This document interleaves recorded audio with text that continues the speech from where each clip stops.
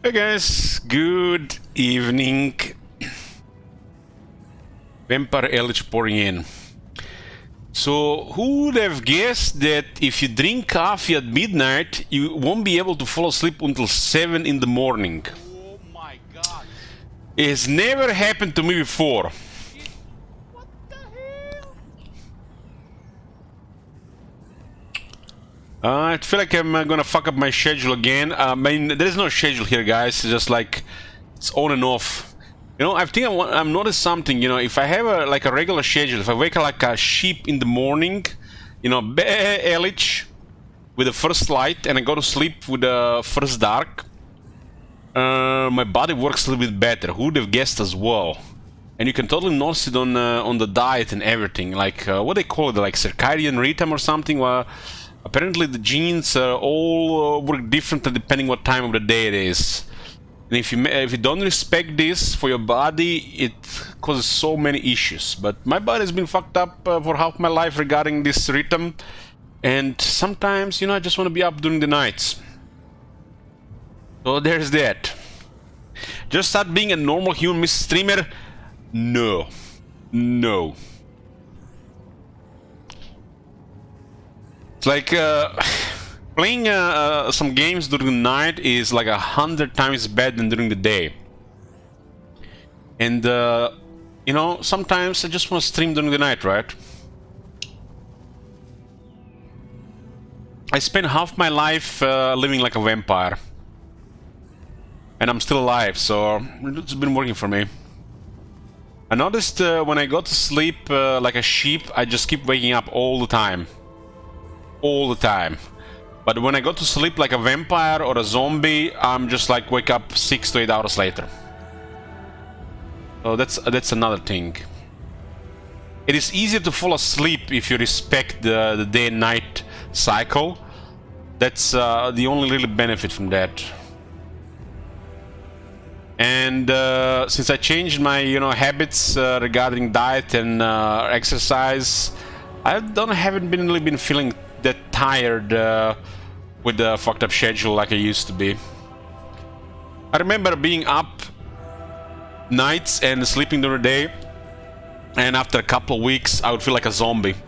Especially if you mix it up with energy drinks and stuff, you're literally just like dying one day at a time. Anyways, what do we have today? Other than me being conflicted if I should start another campaign in Warhammer 2, I don't really consider those achievement hunting campaigns. It's just click, get a gratification for 3 minutes. So that don't really count for me. Whatever you guys might think about that. I'm talking about a real campaign. You know, when you start a campaign, when you know, savor it and, you know, go through the turns. Like a process. But there is also that other game, you know, that other game that people don't seem to like right now, which is called Total War Warhammer 3. 6 months, 517 hours. It's like, what the? This should be probably like 2,000 to 3,000 hours. 517 hours in 6 months. I'm feeling really bad about this, guys. But there is still achievements in this game. There are still achievements in this game. And these achievements, that only might be attainable in the Realm of Chaos. So are we want to do them now? Or we want to do one Realm of Chaos campaign per year, you know, telling ourselves that we're going to do it later. So yeah. That's a toughie, but we got another 10 days ahead of us, boys. Knowing more Empire is better for another 10 days. I still haven't played the Legion of Chaos, and I still haven't played Exiles of Khorne. And every time somebody mentions Exiles of Khorne to me, I cringe a bit, because apparently it's the most popular and fun campaign in Warhammer 3, and Mr. Streamer hasn't played it. And then I'm like, cringe back at him. It's like, you played Khorne without blood? What the fuck is wrong with you? So there's that. I can't really imagine playing the Khorne faction without blood. It's like... just can't. When are we going to get Blood DLC in 10 days? The Blood is coming. RIP computers. So we talked about overview of the factions of Warhammer 3, did one last look for the Jibber Jabber of Warhammer 2. Because we're gonna be doing the same thing when they release Warhammer 3, and hopefully we see some good stuff. So we're getting this as a reminder, and so we can actually compare if they've done something or were they slacking. Considering how many years have Warhammer 3 been cooking, and delay number 1, 6 months later Mortal Empire's beta, I better see some good stuff. We have talked about dwarves and the greenskins last time, and it's now the time for the vampire cons. One of my favorite factions in the game, because I'm you know, half a vampire myself, and I love vampires in fantasy games, not just Warhammer. Lore of the vampires is always cool. And the vampires in Warhammer Fantasy are, I feel like some of the best vampires of any fantasy world. So we're talking about vampire counts. So look at Mannfred. I wish I looked like this in like 20 years. When you look at his face and his skin, impress me. I don't know. Can I get that jaded in 20 years? Maybe they don't release Warhammer Medieval 3 for another 20 years, I might look like that. Howdy? Oh man, started singing me the howdy, huh? Howdy. Hey Jed. My name is Jed Masterson, and I'm a caravan boss for the Happy Trails. Caravan boss. What's the Gorst faction called? Some caravan? I have a job offer for you. Happy Trails is organizing an expedition north into Utah, off the Long 15, and we need people. Elich is a vampire. Do you bite orders only if they let me? Prospectors, couriers. If you're used to humping it across the waste, straight toward trouble, we want. I don't know what Gel faction is called. Gorst faction is called. Some kind of caravan. On the other hand, if you're a greenhorn or a city slickers, Caravan Blue Roses, maybe. you can kindly go hang. If we like your gumption, we'll pay you square and treat you fair. Find me, Jed Masterson, at the Northern Passage if you're interested. Luck to you. Golden Order. Helman Gorst. So we got Sylvania here. Sylvania is going to change in Warhammer 3. It's not going to be the same. Finally, they're moving the Von Carstens around like they should. So now, no longer we have Eastern and the Western Sylvania, but instead we got Northern and Southern. Why? I don't know. I did say Gelt there, cookies, by mistake, or I did say it. So Vlad is leading the Empire Sylvania, and I wonder what they're gonna do about them, other than if you start with Vlad, Isabella is a legendary hero, and if you start with Isabella, Vlad is a legendary hero. You know, I wonder where they got that idea. Like, that's an amazing idea, you know. Wouldn't have done it better myself. Who knows if they're gonna change anything? Will the Vlad still be immortal footman slash soldier, drill sergeant, wannabe general of the Empire? Or and will Isabella still be the flying monster Stings and the fall faction flavor of the vampires? Who knows? Who knows? In that place we also had the vampire counts at the time, which were Mannfred von Karstein, a sorcerer lord, which is supposed to be like the most attuned to the magic of all the vampires. There was Heinrich Kemmler, which got moved to the Grey Mountains, and there was Helman Gorst, which was so off at the time, but he still had some potent stuff. They did justice with Heinrich Kemmler, especially towards the end. The Helman Gorst always felt off. We hoped for the longest time Helman would get something like zombie flavor. Zombies, don't get me wrong, I mean this from bottom of my heart, they are a garbage unit. They're utterly dog shit. They ruin the vampire counts and they ruin the vampire AI. But I think Helman Gorst should get a ways to make zombies usable. And I'm not talking zombies to be as strong as the graveyard, especially in some way, and definitely stronger than the skeletons. And I don't think I'm asking much. They failed to deliver that, and I'm worried Helman Gorst faction might have been moved next to Nurgle because of his lore. He's doing something. I think his brothers died in a plague or something, and I'm worried the CEA might have given Gorst some kind of plague mechanic, and we are never gonna see zombies usable in this game. Especially now with the changes to the race dead, which apparently, you know, they did as well. So, my hope is the old vampire counts will be unique, and everybody gonna have their flavor. It's like Kemmler has its own location flavor, Von Carsens have their sting. Mannfred is now in one of the worst starting positions in the game, which is amazing for the player as the AI rests in pepperonis. But Helman Gorst has probably the most unique starting location of all the vampires. And there's a massive opportunity here. I don't really expect much regarding the vampires. Vampires are one of my favorite factions.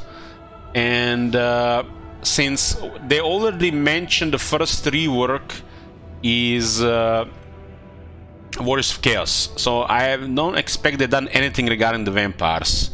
Other than just, you know, maybe done something about the Gorst, since they gave him Gorst his own faction. They bet they did something good, and either, you know, some fun with the plagues, or finally usable zombies, which we wanted for years. They know that, so we're either gonna get plagues or the zombies. Worst case scenario, we get another Azak, and then extremely gonna be sad because Helman Gorst is such a cool lord. And since the Wars of Chaos is the first rework, we won't be able to see miracles about vampires. Vampires might be the second rework, and might see some things then.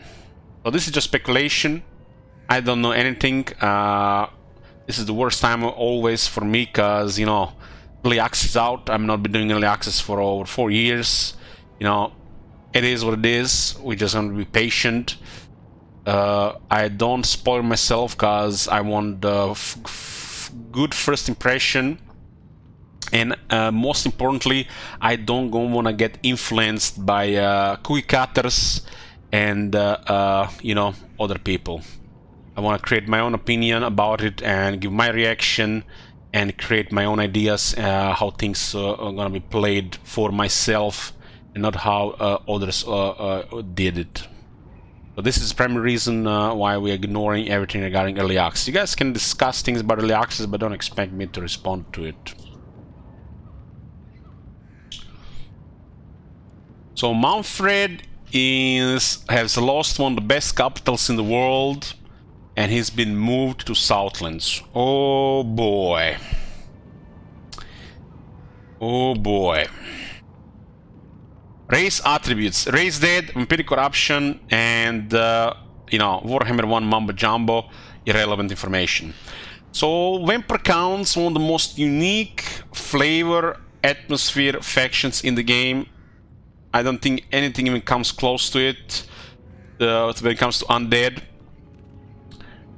Tomb Kings are totally different, these guys, and they've done an amazing job. Ever since I started playing them for the first time in Warhammer 1, you know, immediately I was like, rip Historical Total War. Rest in pepperonis, they're never going to make another good game. Hello Warhammer Total War, the end of Historical Total Wars. when I saw the vampire counts for the first time. Well, this has definitely started to be true, because Historical Wars will never be able to match Warhammer. And the vampires are just one of the many things that do this for me. It's like nothing in this game that comes to the flavor of the vampires. Nothing. Very unique and satisfying in their own way. And the reason this game has something like this, it just makes it like one of my favorite games of all time. So you have this in this game with the several groups of factions like the Empire, like the Dwarves and the Vampires. I mean, look at this, all these three factions. It's like, what about the rest? I love vampire counts. You've seen me play them many times. You see me play them differently.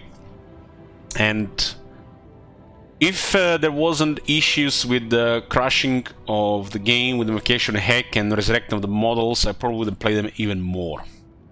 This was one of the factions that got the first reworks. Factions that get the first rework tends to be the one that fall behind the most later on, especially if they half-ass it and they try doing things more and more later for the other factions. So I love this faction because they are really unique. They're pretty much a strictly melee faction. They're not a very powerful melee faction because their unit bases are very poor because of being undead. This is a outdated Warhammer 1 thing. They created this weird balance and they've never fixed it, changed it, and they nerfed their stuff. Like Fear, for example, got nerfed, and automatically Terror got nerfed.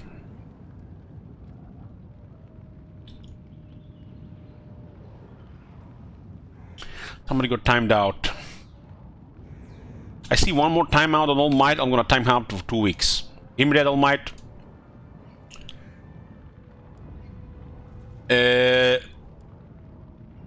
So, the Vampires is a faction that has a variety of melee units, combination of infantry, monsters, cavalry, and flying units.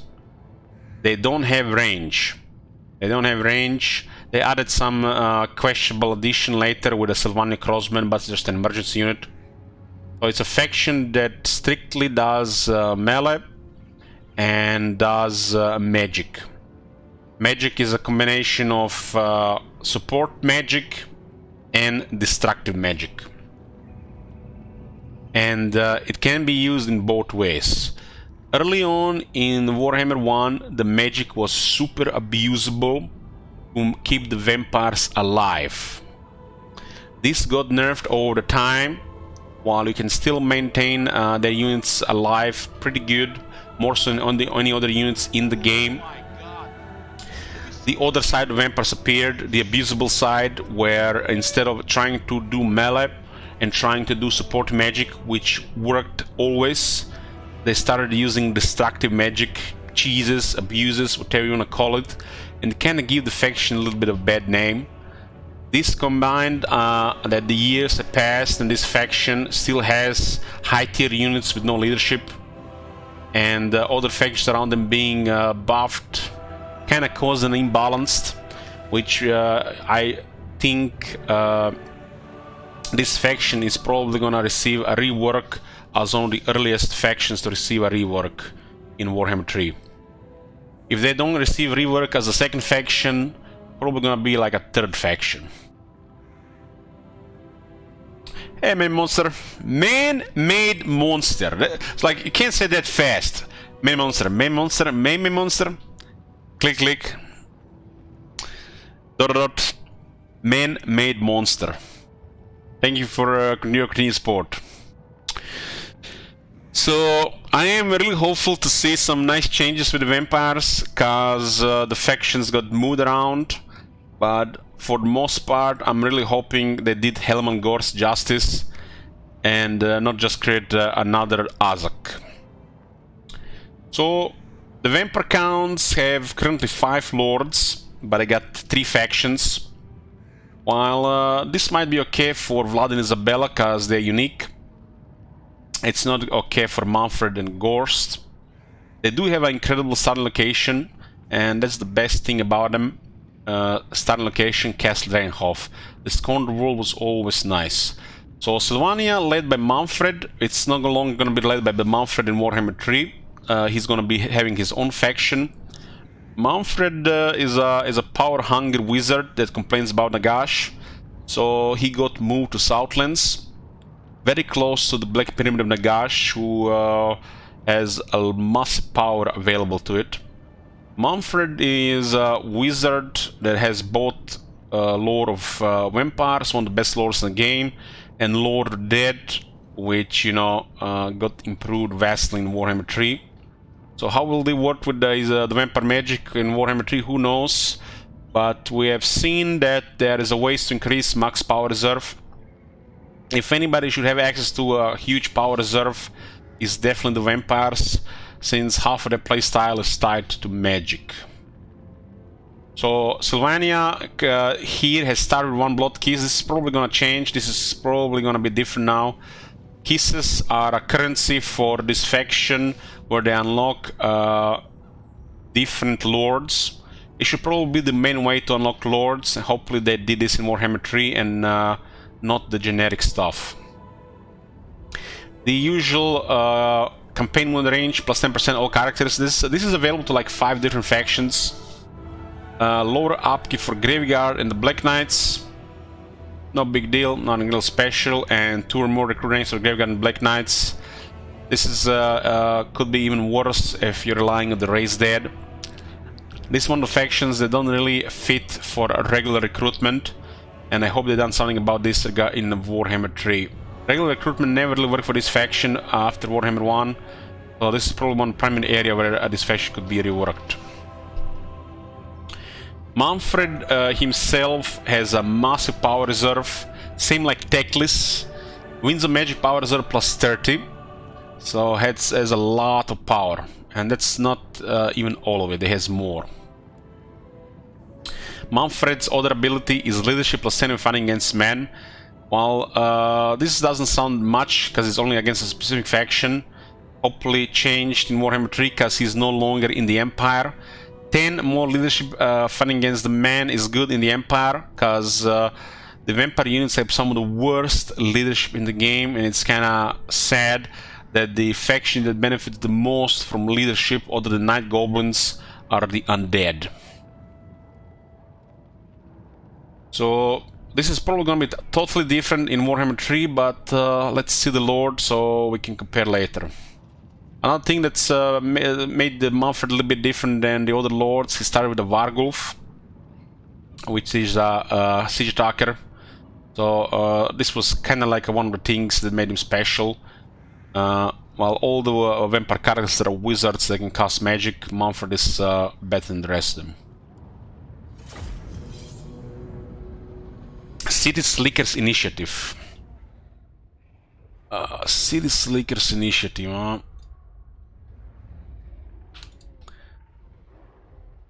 How is one of my favorite City Slickers doing? Hey, for this chance.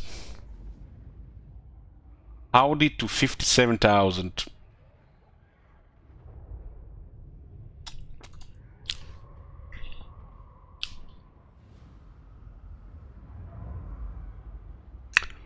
Hey, Erlikin. Well, my favorite City Slicker is Gal, definitely. Gal is like definitely the main City Slicker. But his creation is too smart, you know, to be a City Slicker. So City Slicker is usually for the Americans. Castle Drakenhof is back in your hands. Okay. So, let's go straight into the Bloodlines. This is the Bloodlines. Really, really cool window. So you got a variety of the lords which unlock faction effects and kinda legendary regular lords in a way. So it's a really fun system until you unlock one of them and he gets a determined trait. So my hope for this system is each one of these category has unique traits. Lamian trait, Strigoi trait, Von Karsten trait, Necker trait, Blood Dragon trait, which makes them, you know, not random trait and a little bit better to unlock. There are people in the past that want to have some fun with Blood Dragons. They start a campaign, awaken a Blood Dragon, get determined, awaken a second Blood Dragon, and get determined, and they uninstall the game from their computer. It's not just me. It's not just me. Everybody has their own issues. But having generic random trait for powerful, possibly unique characters is absurd.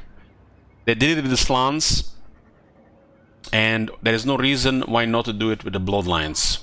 The same way they should do it with Exalted Greater Demons, which also roll random traits, which is a disaster if you ask me.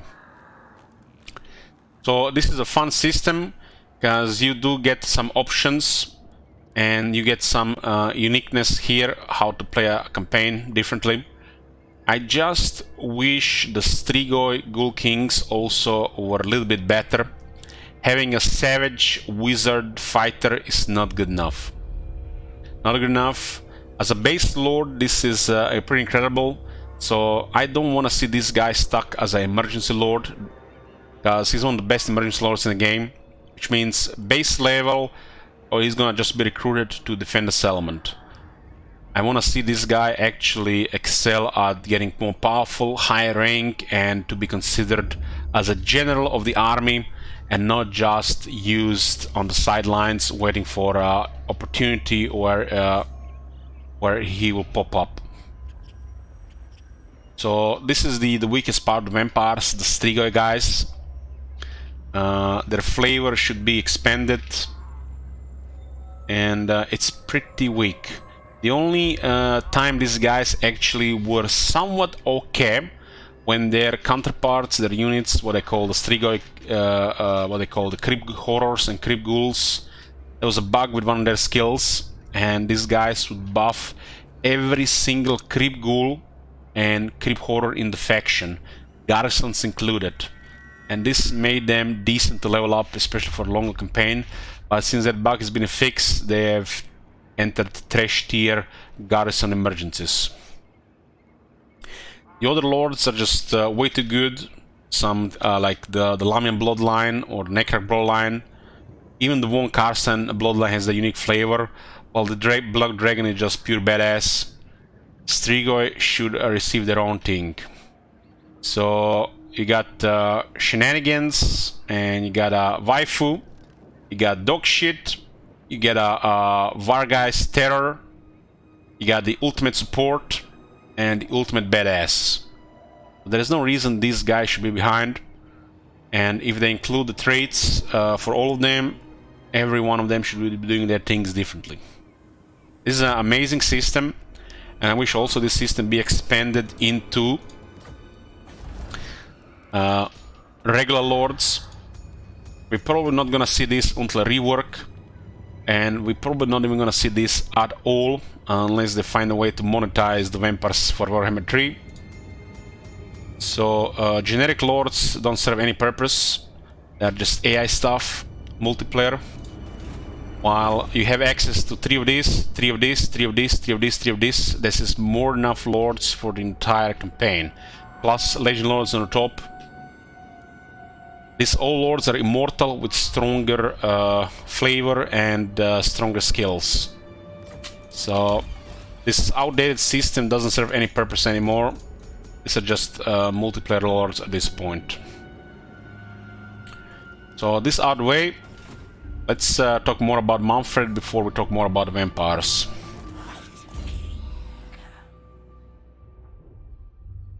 Wonder if this guy is gonna sail Sylvania or if he's going to be moved with Mannfred. No, look at this. We got a broken trait. Nice.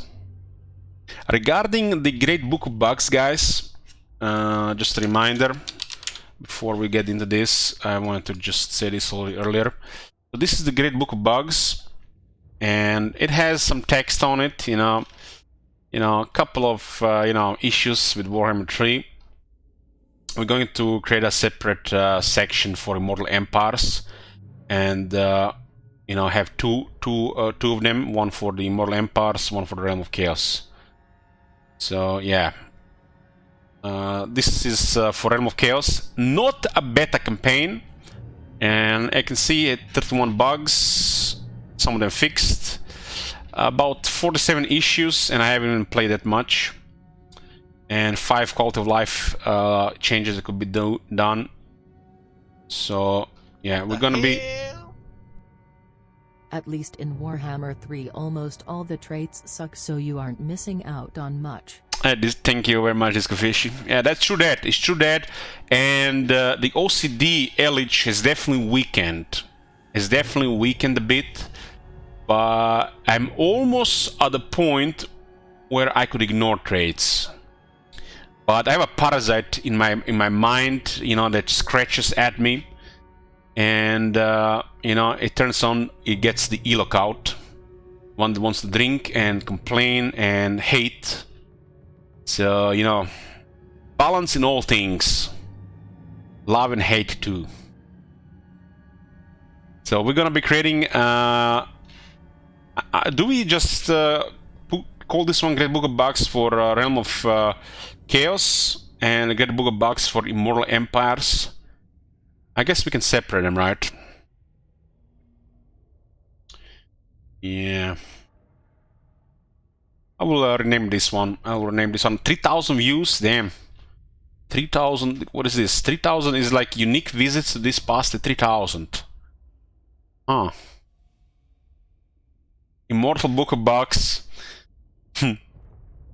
Anyways, yeah. I got reminded because I saw Strategist.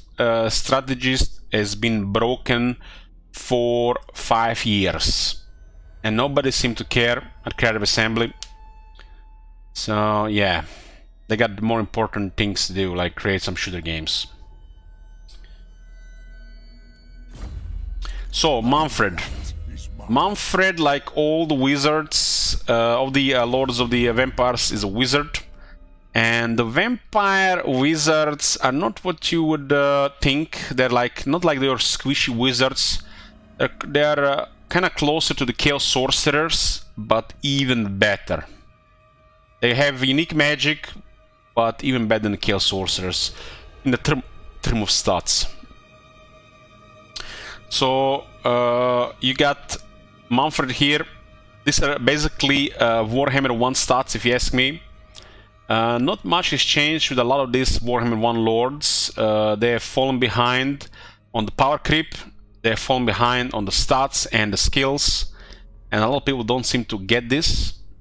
Primary example, you could definitely like put Mannfred and Hecumen Calfrans there. Well, that's fine. It's fine. These guys are not supposed to be, something. At least their skills should get, give a second look. So 4200 health, 90 armor. He got 80 leadership. That 9 is, I think, from Sylvania. Yeah, this is a corrupted one. I wonder if Isabella is finally a vampire for that buff. Because Isabella hasn't been undead for a long time. So 40 speed. He is a vampire that has only 40 speed. I don't know about this. One of my main complaints about the vampires should be faster. 40 is not enough, 50 might be too much. But 40 speed, come on. Very high melee attack, solid melee defense, as regular damage here. This is not bad. Armor piercing will be definitely twice as good, but so you have to remember he's a wizard, and charge, who cares, is a single entity. He has 50 missile resistance, like all the characters should have. the undead benefits of fear. And he has lore of vampires, which is one of the best lores in the game, and lore of death, which you know, depends. I think the lore of death is definitely going up, especially at the end of the Warhammer 2, and what I've seen in Warhammer 3 as well, have definitely improved.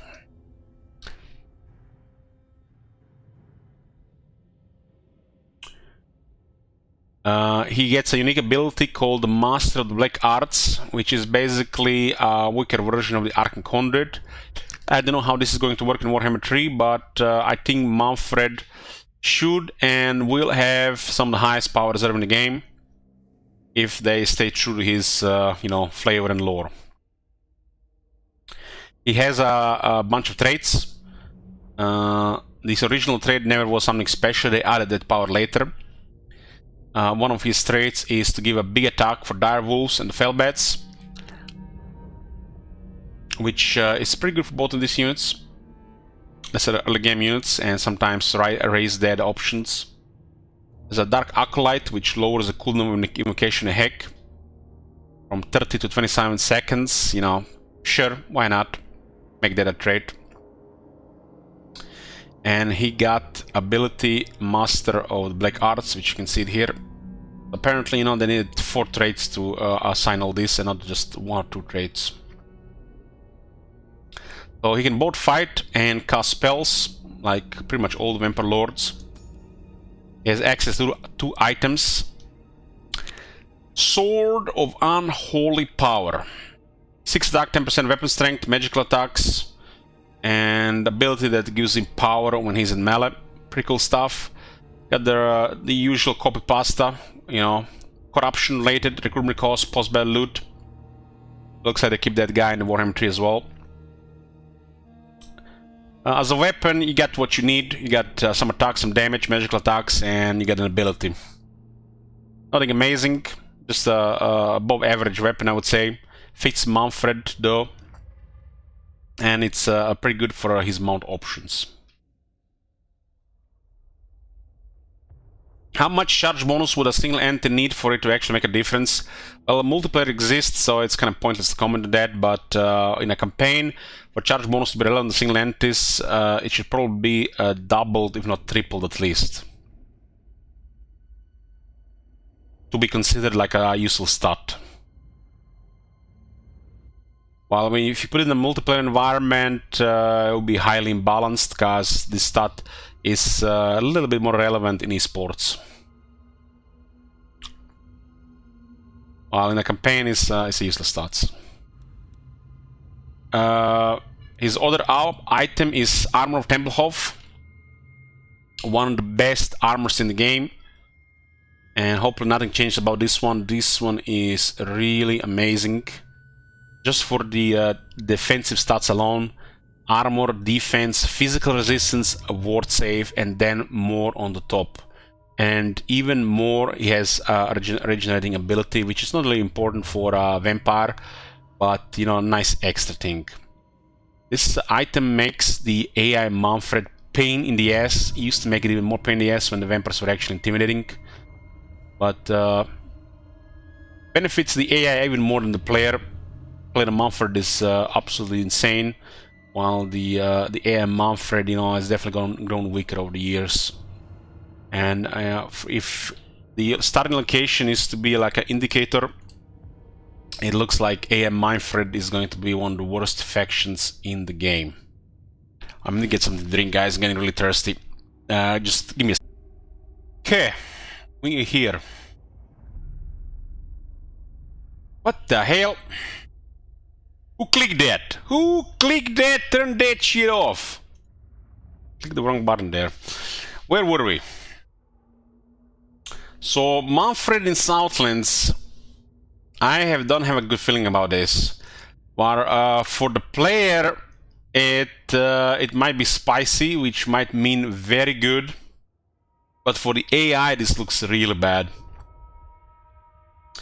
This is absolutely horrible, and I hope they've done something about this. This is one of the most exciting things to see for me in Immortal Emperor's beta when we get to it, because this is one of the biggest changes, I think. Considering the Warhammer 1, Mannfred actually being amazing, Warhammer 2, he was good in the first half. On the second half, he became average. Player AI-wise, don't get me wrong, Mannfred as for the player was always amazing. And now he no longer even has Dragonhof, and he's on the other side of the world. So this looks pretty bad for the Mannfred, same as for the Grimgor.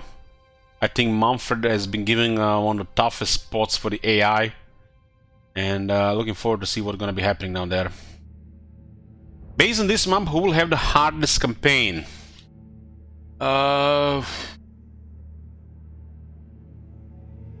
Just looking at this location, who will have the hardest campaign?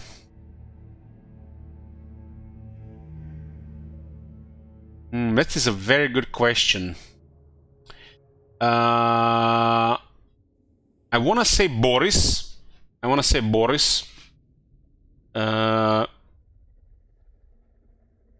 But Boris has pretty good bonuses against what's it called, the demons, chaos. Other than Boris, Malus also looks really rough. I want to say either Boris or Malus, but the set of the game will no doubt change. But the player might be Boris or Malus. The thing is, the Kislev got changed quite a bit, which will make Clan Molder and Azak much harder.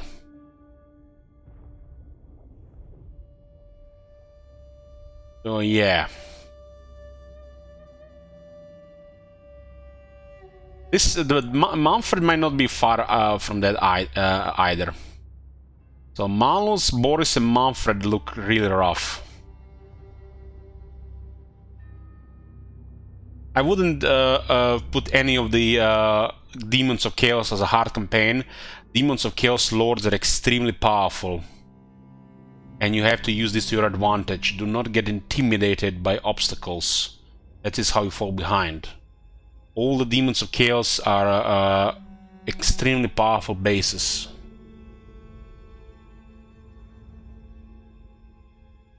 The High Elves kind of weak at the very beginning, so hard to say what's going to be with Nakari.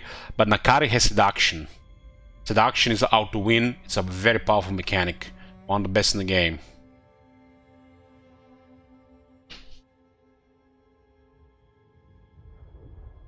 Where were we? Talking about the armor.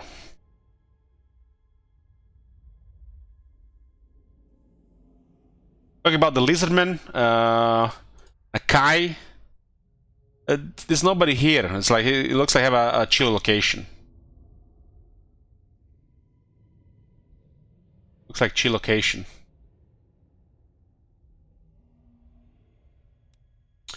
Well, if they haven't changed Nakai's faction, not even a chill location will do much.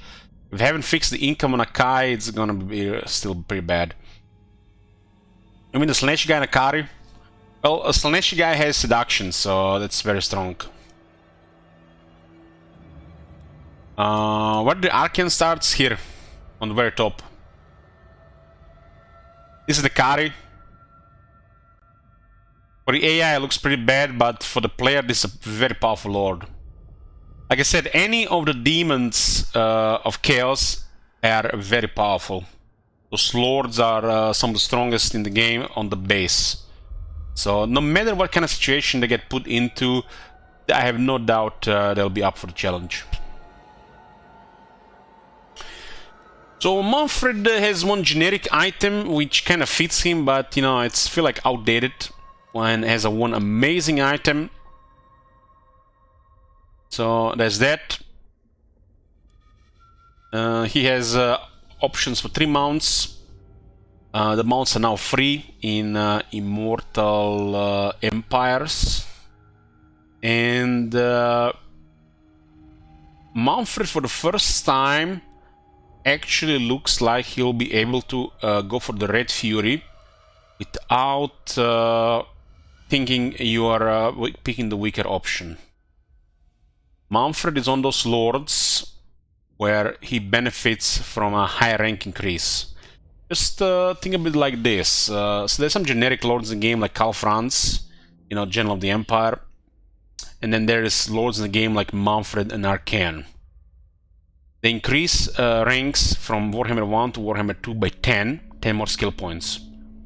By just doing that, lord like Arcane and Mannfred get already much more powerful, but Karl Franz pretty much gets weaker, because those guys have more options and more skill points.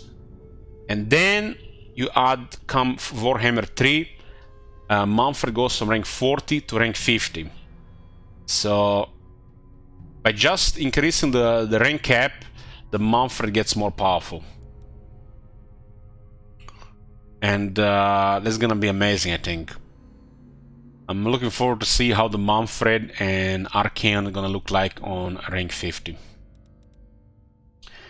Now that the mounts are free, even better. Mannfred is supposed to be a really powerful sorcerer. He has access to 2 lore masters. Any wizards that have access to lore masters are some of the scariest guys in the game. Malekith as well? Yes, Malekith as well. So access to 2 lore masters, powerful lore, and something that's becoming powerful again, not just abusable Warhammer 1 nonsense that got nerfed to the ground.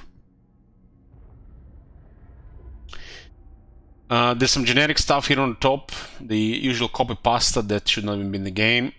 AI skills to frustrate the confederated factions. There's Dark Pact, leadership +5 and attacking, and there's the missile resistance, the usual stuff. The fighter line for Vampire Lords is decent. They just have a shitty charge here and terror here, which for some lords is useless because they get a zombie dragon. So only 3 skills are bad here. I don't like the fact that hunger is a skill. If they don't want to give Mannfred the hunger due to esports, the old vampires should at least start with a hunger skill on their skill tree without scaling into it. Vampires without hunger is nonsense, and I think every single vampire character, vampire unit should have access to hunger, either via passive, skill, or technology. So I think Mannfred should already start with hunger, either here or with a skill point. It is not unusual for the lords to start with all some skills, and it will be the right thing to do. It will be the right thing to do. So there's that.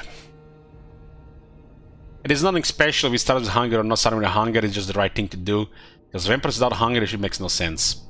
Because vampires are centuries old and he's rank 1 and doesn't have hunger.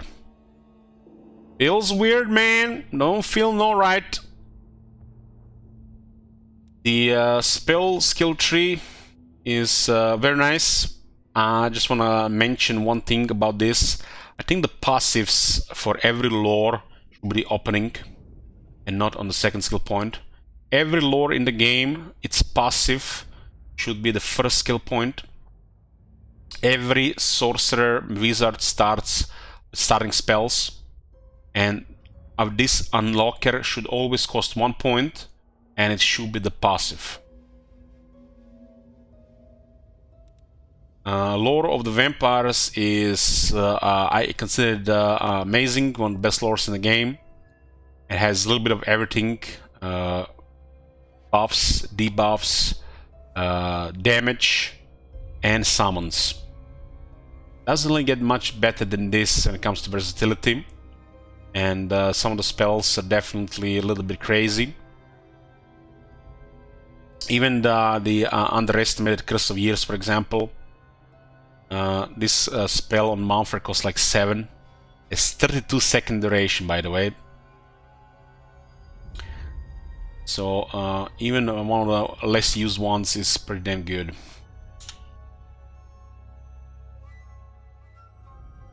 If you take Vampire Lore over Zinch Magic is nothing special. Vampire lore is perfection. As another lore here, got access to death magic. It's not a full lore of death, because he only has a lore of vampires, but he gets the access to stuff like Spirit Leech, Life Leeching, Soul Blight, Feather of Yuna, and Purple Son of Zerus. That's the good stuff in this lore. The Soul Blight actually got changed, and Soul Blight is really good these days. And even if the enemy has no armor, the damage debuff still does something.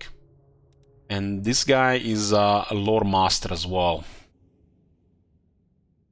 So lore master, double lore master. The lore masters are gonna be the wizards. They're gonna be spamming magic.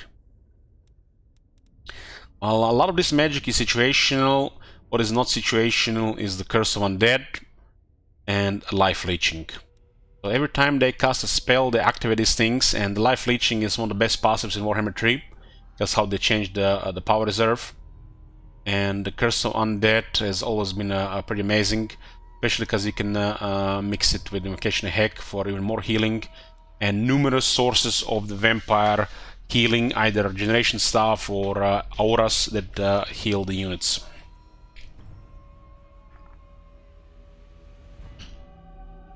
I consider Curse of Years amazing. I just hear people over the years, especially all the content creators, streamers, complain about the Curse of Years is not really usable compared to the rest of the stuff. But those are people who just know about two things: Wind of Death and Invocation of Heck. Anyways, Mannfred gets some scary magic. He gets lots of power. Hopefully stays the same. I consider Mannfred one of the strongest lords, just because of his skill selection. But it's primarily because he is a zombie dragon, he's a vampire, and he has a Wind of Death. That makes him insane. Who knows how this is going to be in Warhammer 3? We'll have to see. So, battle skills with vampires. Unlimited host, 8 attack, 8 defense. And look at this. Zombies, skeletons, creep ghouls, and graveyard. Fucking yeah. All of the infantry on the battle skill. Fucking yeah. And that's how you do it. When the Empire has the 2 skills for the infantry, dwarves have 2 skills for the infantry, the vampires just get 1. And that's how you do it. LG, do you prefer factions with strong heroes lords or factions with strong unit rosters?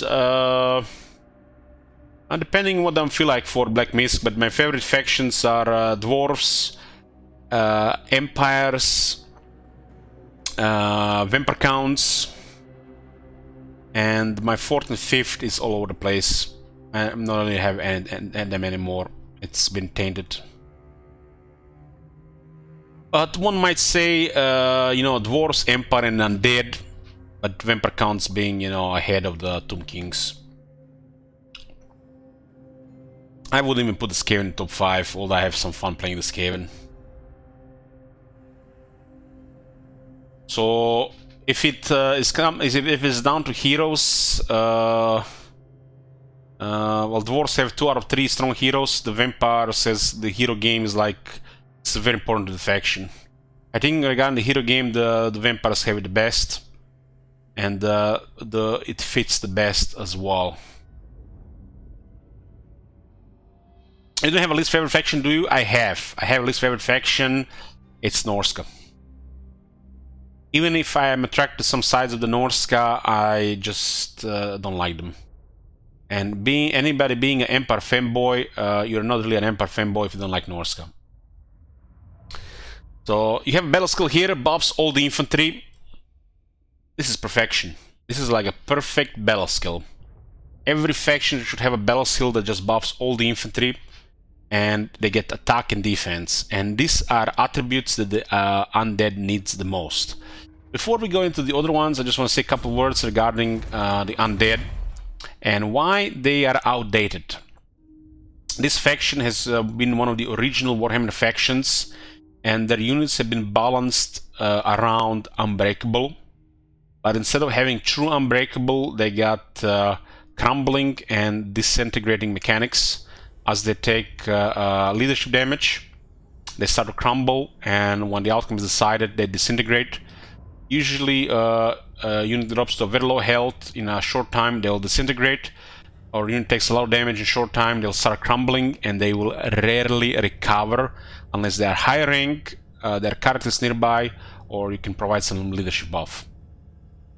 Taking this into mind, their units have been balanced, the whole faction around that, because, you know, multiplayer exists.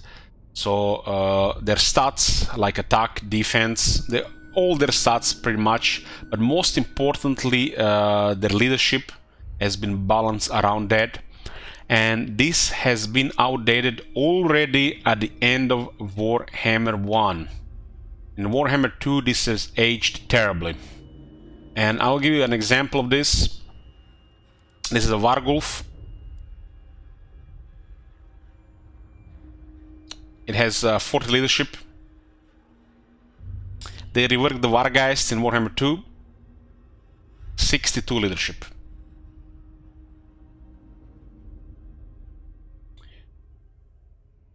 There is a DLC unit here. Blood Knights, 65 leadership, tier 5. And then there is the original tier 5 unit, Terrorgeist, 40 leadership. This is the original tier 5 unit, 40 leadership. And then there is the DLC unit, Mortis Engine, 60 leadership. Couple of examples. Even the base units, DLC units, Corpse Guards, 55 leadership.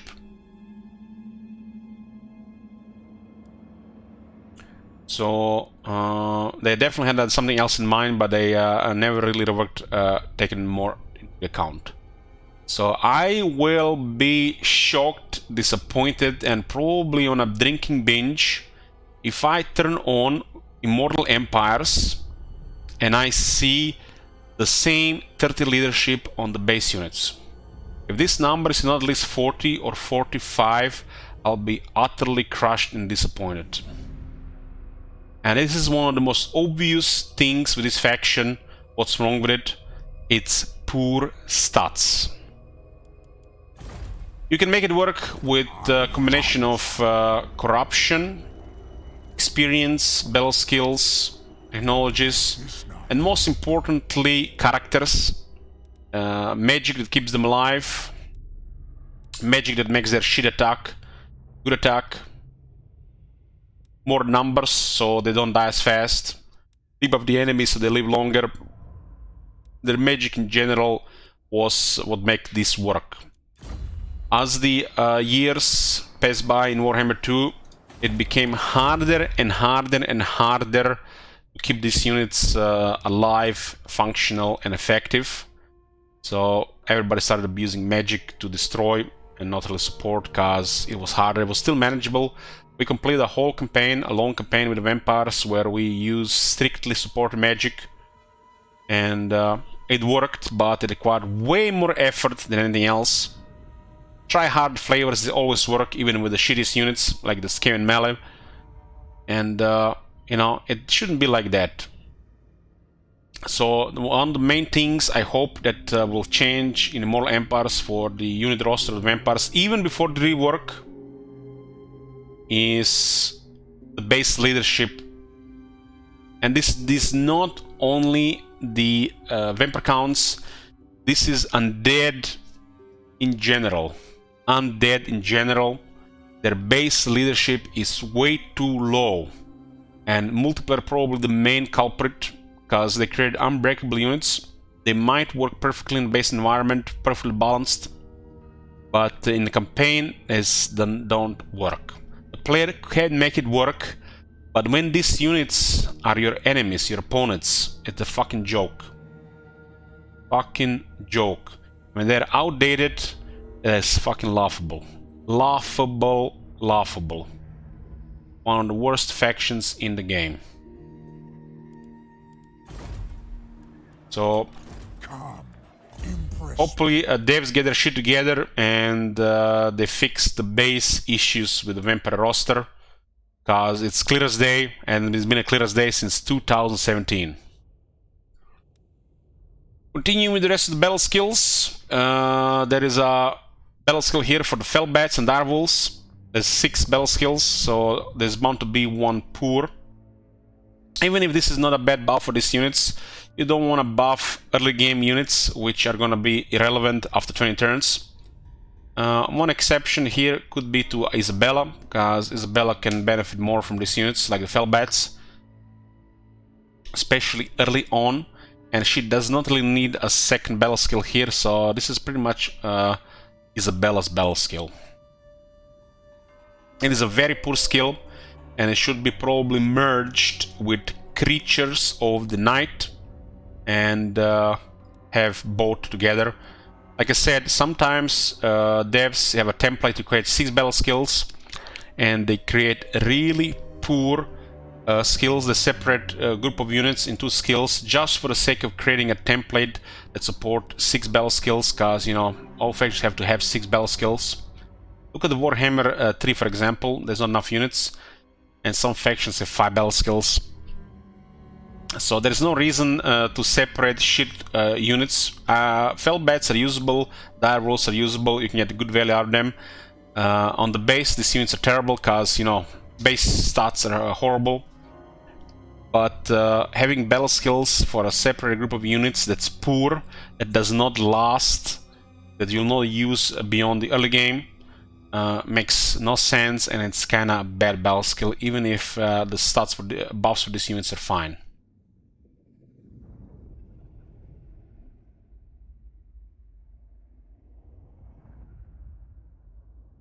Evil Souls, melee attack 8 and magic resistance 15 for the Ken rates and hex rates.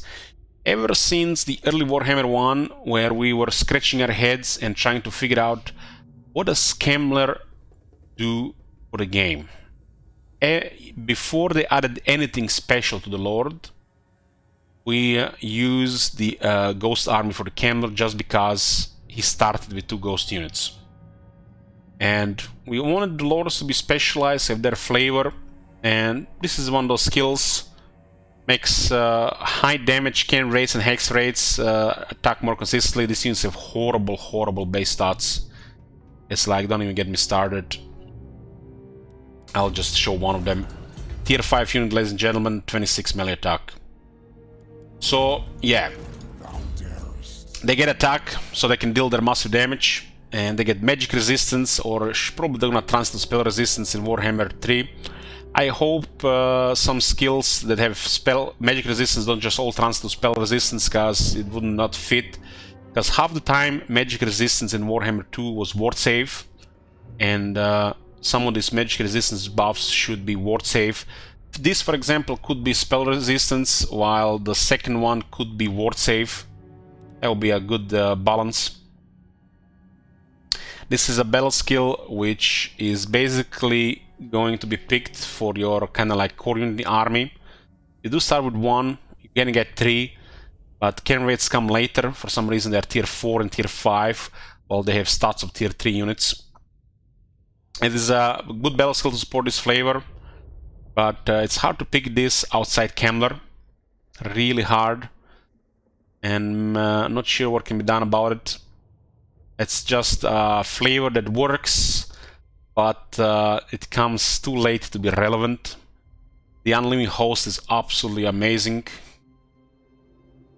Well, these units come later and they're way more expensive. So other than Kemmler, this skill doesn't really serve any purpose. So you got Isabella's skill, you got Kemmler's skill, you got a skill that pretty much everybody wants. The next battle skill is probably what should be merged with Call of the Night. Weapon strength and charge bonus for Crypt Horrors, Vargeist, Vargov, and Terrorgeist. So Terrorgeist kind of loses one big stat here. While all these units benefit from damage, Terrorgeist doesn't really benefit from charge. So Terrorgeist only gets half a buff. Not a bad skill, but it's a shame for the Terrorgeist as poor base stats. Waking Dead is armor and melee attack for the cavalry. The Vampire Count's cavalry is actually pretty decent. And why? The Black Knights, they come early. And look at this, this is a tier 2 unit. This is a tier 2 unit. 6840 health, 80 armor, shielded, above base undead leadership, is fast. The stats are average on attack defense, but they're also on all of the undead. Weapon strength is above average, but they got bonuses infantry, and it's a cavalry, so charge matters. This is an amazing tier 2 unit. And it's a really good job on the dev side. They actually made the Black Knights relevant. And it's actually something you want to build early on if it doesn't change. You build the file cairn to get a White King, and to get some Black Knights, you don't even have to keep the building. This is just an excellent tier 2 unit. Excellent tier 2. And it's tough, and it does a great job in the early game. Couple of these on the battlefield are a nightmare for the Empire infantry, especially their range. They have 78 speed.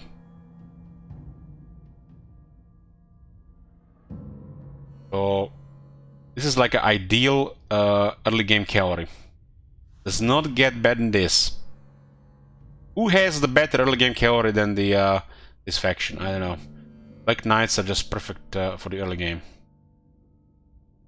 Building is also not very expensive. The later upgrades here are absolute dog shit. Unless you want to get White Kings, there's no reason to build them. So, other than the Black Knights, you probably get the other ones later from Raised Dead. The Lancers are nothing special. They are slightly tougher and they hit harder. But honestly, nothing special. The fact they are tier 3 makes them worse automatically, and that they also cost way more. So, you can get good value out of the Lancers. They got heavier horses as well. Nothing really special about the regular Knights. Just slightly better damage. Armor. In Warhammer 3, all the cavalry got buffed in health, so the units are even better.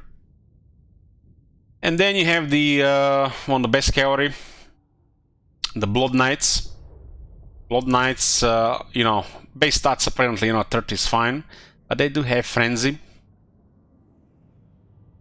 And most importantly, they're undead with anti-large, and one of the few units in the roster of the Vampire Counts that has this quality. So you get a battle skill which buffs early game cavalry and the late game cavalry. It does make them a little more tougher. 12 armor is not really huge because all they have armored, but 8 attack is critical for these units to be versatile against all units all around. So in a way, it's better than the Creatures of the Night. In a way, because you get tougher cavalry that hits even harder, because they're gonna hit more consistent. When I played my game where we didn't use distract magic with the vampires, the cavalry was one of the most important units in every army, other than the Wargeists. The last one is, please delete me from the game skill, Carriages of Dead. 12% speed for the Black Coach, Corpse Cart and Mortis Engine, and 8 defense for Black Coach, Corpse Cart and Mortis Engine. Deep breaths, LH, deep breaths. Like I already said many times, all units should have that battle skills, all units should be assigned. But this is another primary example where 6 battle skills just don't work. Where a faction should be more suited for 4 battle skills. The Carriages of Death could be on other battle skills. But yeah. Black Coach is a horrible unit because single entity, poor stats, Corpse cards have buffs, debuffs, which work. And Mortis Engine is one of the best units in this roster, but it's not efficient, it's too expensive. This will be changing in Warhammer 3, no doubt. And you are not going to be using Black Coach unless it got reworked. Corpse cards, battle skills are irrelevant, and Mortis Engine does not need a battle skill. So this is one of those skills that just gonna be put on ignored. Ignored. Just ignore this from even existing. So you got amazing battle skill here. You get Isabella here. You get Kemmler here. You get your Vargas buff, and you get your Cavalry buff. And you got ignore. And this is pretty much the skills. This being like this and this being like this, it's a strong base. While unique lords and option for the Vargeists. So even if you cross things here, you still get access to 2 really good battle skills.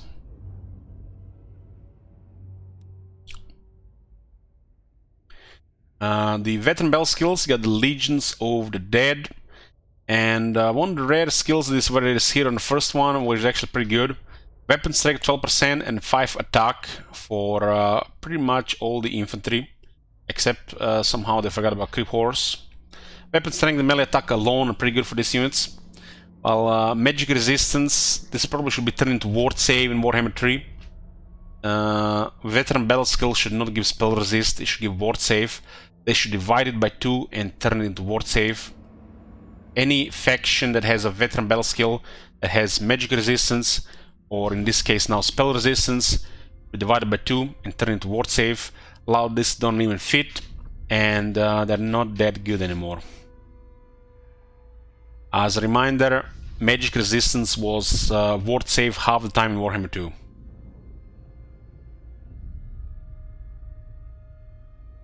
The second skill is the Dread Knights.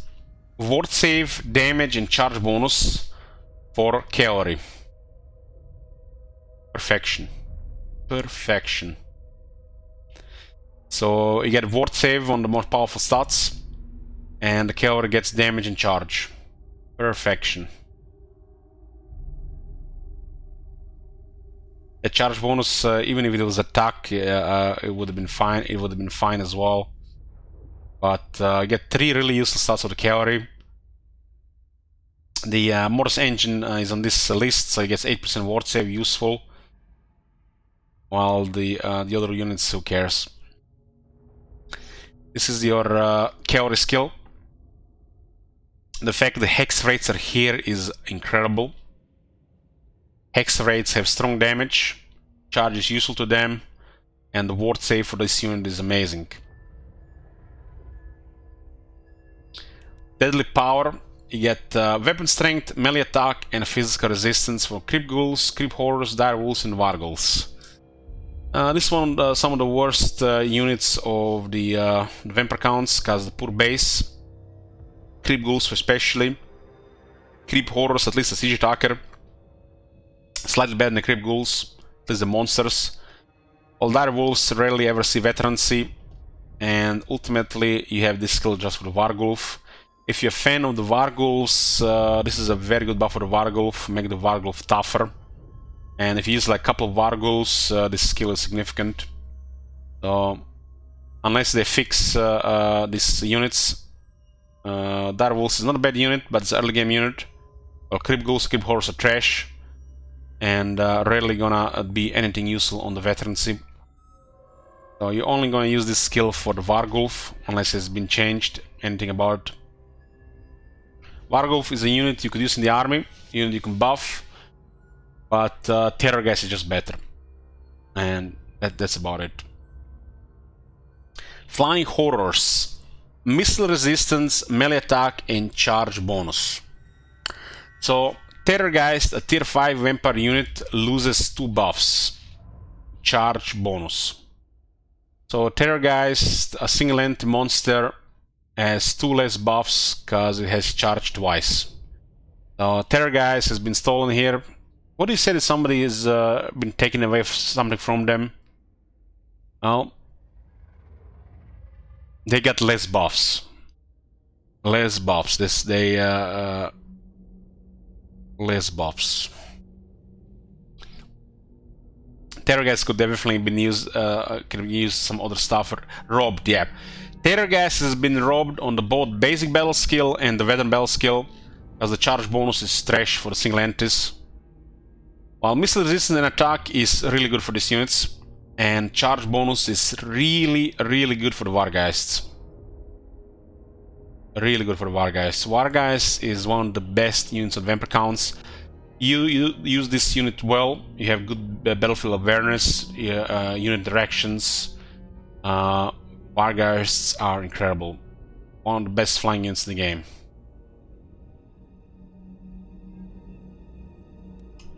The usual copy pasta here, rally and defense. So these are the battle skills. I think the Vampire Counts battle skills are better, but the base on some of the units sucks, so it's not very exciting. But like I said, this should be different, otherwise ignored. And Terror guys should have different buffs, not charge bonus. They should stop buffing single entity charge values, because that just doesn't work. Mannfred and pretty much all other vampires have really similar campaign skills, with maybe slightly different on some of them. But vampires immediately get extra replenishment, which depending might be useful or might be useless. Ever since they added replenishment here 20%, that skill has gotten much worse. But there's this skill here which gives you capacity for a vampire, and I find this really cool. You have a generic battle campaign skill that unlocks a vampire. Really cool, and you only need 2 points to unlock it. So 2 points anywhere else, and you know, plus 8% replenishment will stack on the bad climate, will stack with the rest, and will make sure your units have high replenishment. There's a attrition reduction here, generic outdated skill, and there is the ambush success chance on a faction that has inconvenient ambushes, mainly used to hide, so you get enemy out of position. This area is pretty good because you get additional vampire here, and you get some replenishment here. Even they don't change anything here, it's still gonna be a good option here. You know where I stand regarding generic skills. You know, they should be merged and some other options should be added. Some more skills should be relevant.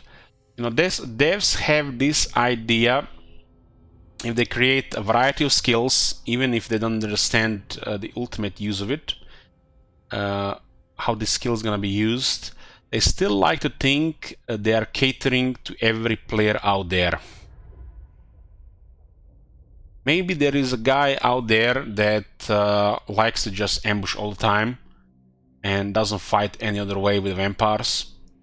He might play his campaigns for 700 turns, but the devs, you know, they cater to this person as well.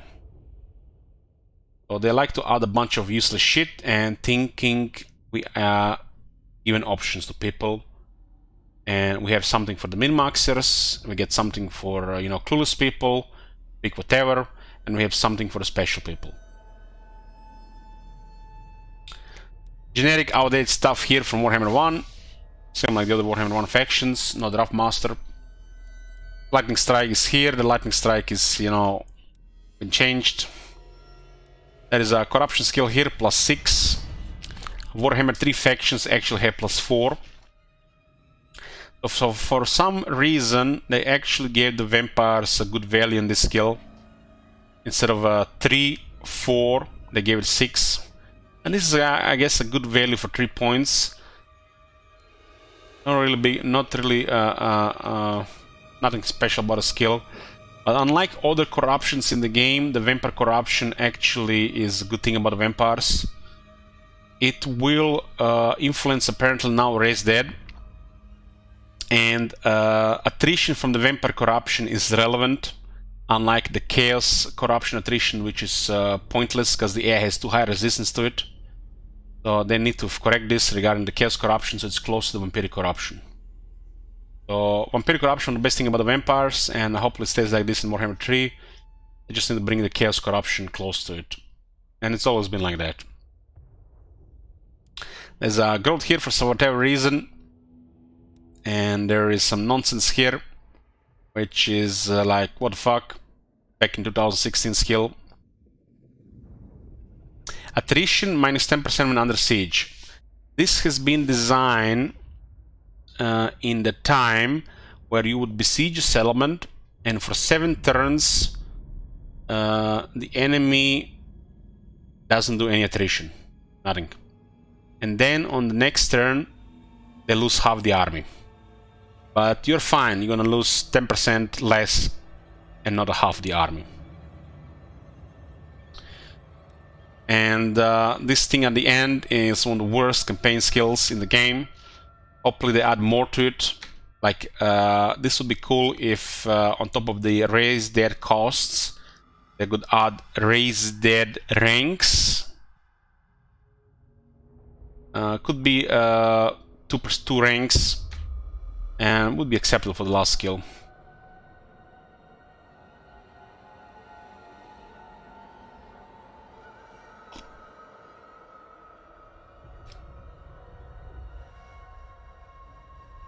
Played earlier against Vampire counts, and the Vampire corruption would have made me lose 21 units out of 90 in 1 turn. You know, I had Mannfred's anti-attrition trade. Is that normal? That's not normal. Might have been staying inside a swamp at the same time. So this is the Mannfred, and this is the Vampire battle skills, campaign skills. Mannfred, I'll think I'll say 1 for Mannfred. Good luck. Good luck. Looks like got one of the worst positions on the map. Might be spicy for the player. Mannfred's Dragonhof, which is an amazing city. RIP, no more Dragonhof for Mannfred, no more Blake Crag for Grimgor. When I look at this landmark as a reminder that they should definitely take a look on the old landmarks, and they know this, the people love landmarks. It's an easy thing to put into the game. And considering the size of the map, they should add more landmarks, a wide variety of landmarks supporting different playstyles and different flavors. And some of those landmarks definitely is a rework. This is like one of them. Like it doesn't look like it's anything bad about it, but it's a tier 5. And we compare it like to the Empire landmarks, it's like, what the hell.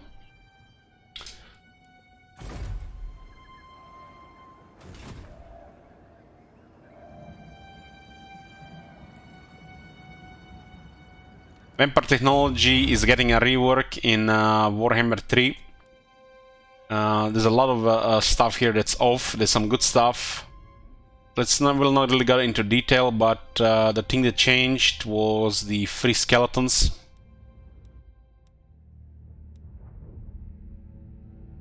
And this will make things different. We played vampires in the past without the free skeletons, we'll play them again. But who knows what they did? They might have a good reason why they changed this. I assume they added new skills and or technologies, which will, you know, make all units maybe cheaper, not just skeletons. But I have a feeling they made the early game units stronger, and then that's the reason why they removed the free skeletons. I hope the reason why they removed the free skeletons is not because everybody was abusing it. Abusing it as, you know, Swoon faction recruiting skeletons something bad. So hoping it's not just because everybody was just always doing this first and then spamming armies. It is definitely a little bit over top and strong, overpowered. I wouldn't even say it's broken. It's just skeletons after all. Compared to the Empire, this is trash. So, for the player, amazing. For the AI, nothing special.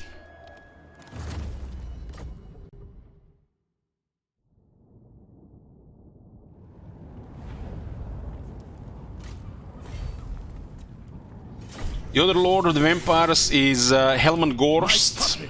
Helman Gorst! And he's doing a new faction.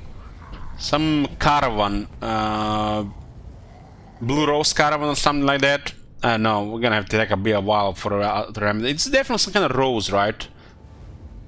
And Helman has gotten his faction, and this is where I'm expecting the biggest change.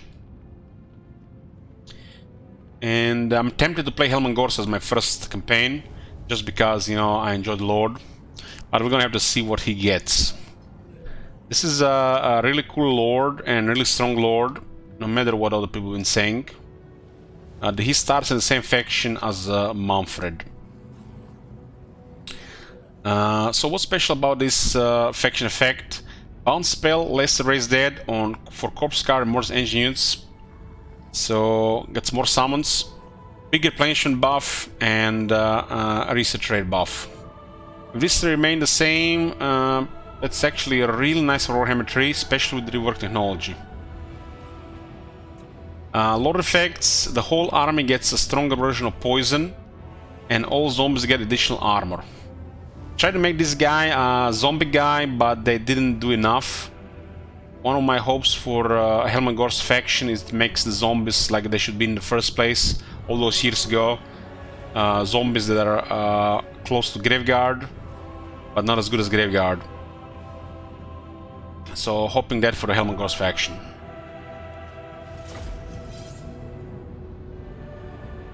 Special thing about this guy is he has a unique mount as a corpse card with corpse card buffs, and he's not a vampire, he's a necromancer, and he has a mortis engine effect on the mount. Hopefully they say the same, which is a very strong effect. This is a powerful lord, but everybody talked shit about him because he was too slow.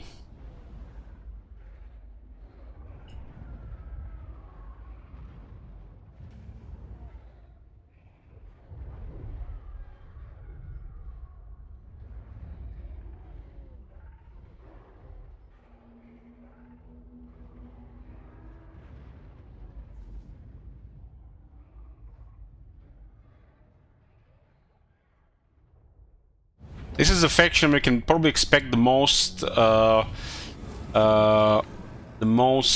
before the Vampire Count's rework, which probably will come in Warhammer 3. You can see it starts at the same location as Mannfred. He's gonna be getting his own faction, like we said, on a really far location here, which I think is a pretty cool location, but he's close to the ogres. So they better give him something good, because ogres will eat the undead for breakfast.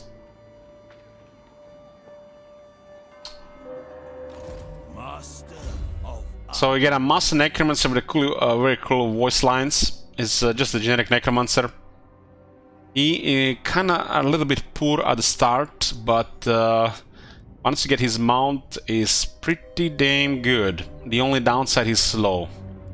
His army has a stronger version of poison, which this alone makes him the best undead army. If you stick with the undead flavor and not abuse one thing or the other. So this on the whole army makes his army the strongest. Melee units need to finish melee animations to deliver damage, and when the units are slowed and they're not moving or disengaging and they're not gonna move because they're slowed, well, more consistent damage. At least that's the idea behind it. Warhammer 3 is a little bit off with this because it's like all issues all around the place. Who knows how it's gonna be. But when you get units like the Graveguard, like the Vargeists, and like the Blood Knights with the strong poison, it's really, really different. Can I assist you? Ghost! Corpse Master! My puppets die. Wonder what kind of diplomacy lines I'm gonna give to this guy. This guy is a pretty generic voice actor that has voiced a lot of stuff over the years. Hopefully they got the same voice actor for the diplomacy lines. I am ready. My cruelty knows no limits. J34 says, I'd have this guy as my colonizer of ruins. That's the use of this legend lord. Jesus. I'm not touching that one. I'm not going there. Dark magic is mine to command. Death is only the beginning. My puppet dance. Master of the dead. What do you seek? Orcs are OP, change your mind. Well, greenskins are the strongest melee faction. I don't really contest that. We'll see in Warhammer 3. Darkness calls. Master of unlife. Hey, Tiny. Weather was perfect. My cruelty knows no limits. Dark magic is Oh my god, this is bugged.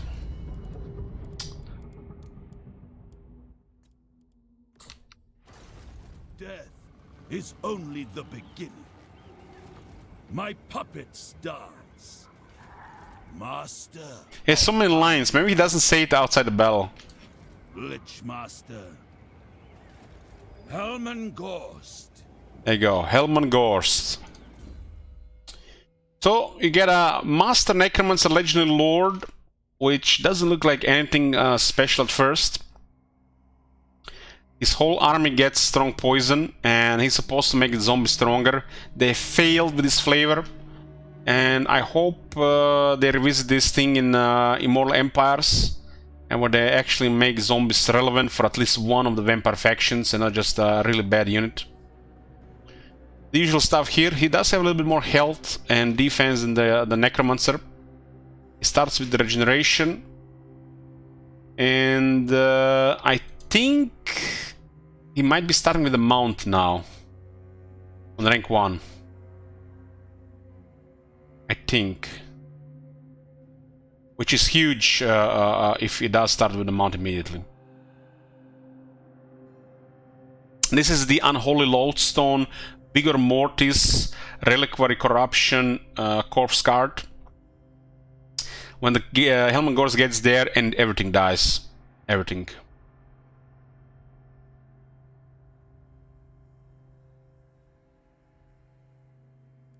Has an item here, Liber Noctus, which is a pretty crazy arcane item. Hopefully they haven't touched this one. Magic item drop chance plus 10%. I think the Vampire counts have some of the most powerful arcane items in the game. And this being a wizard faction, they should stay the same. Hopefully no changes there. Liber Noctus increases the chances of getting magic items. Now that the vampires will be able to fuse items, there will be a higher consistency of getting more powerful arcane items sooner. -4 cost for the Wind of Death and -4 cost for the Wind of Death upgraded. This used to be very special until they buffed Kemmler. Kemmler now is utterly insane, and I find the Kemmler one of the coolest characters in general, and I'm really happy that Kemmler is this powerful. But this item got a little bit less special since that change, but there is more on this item.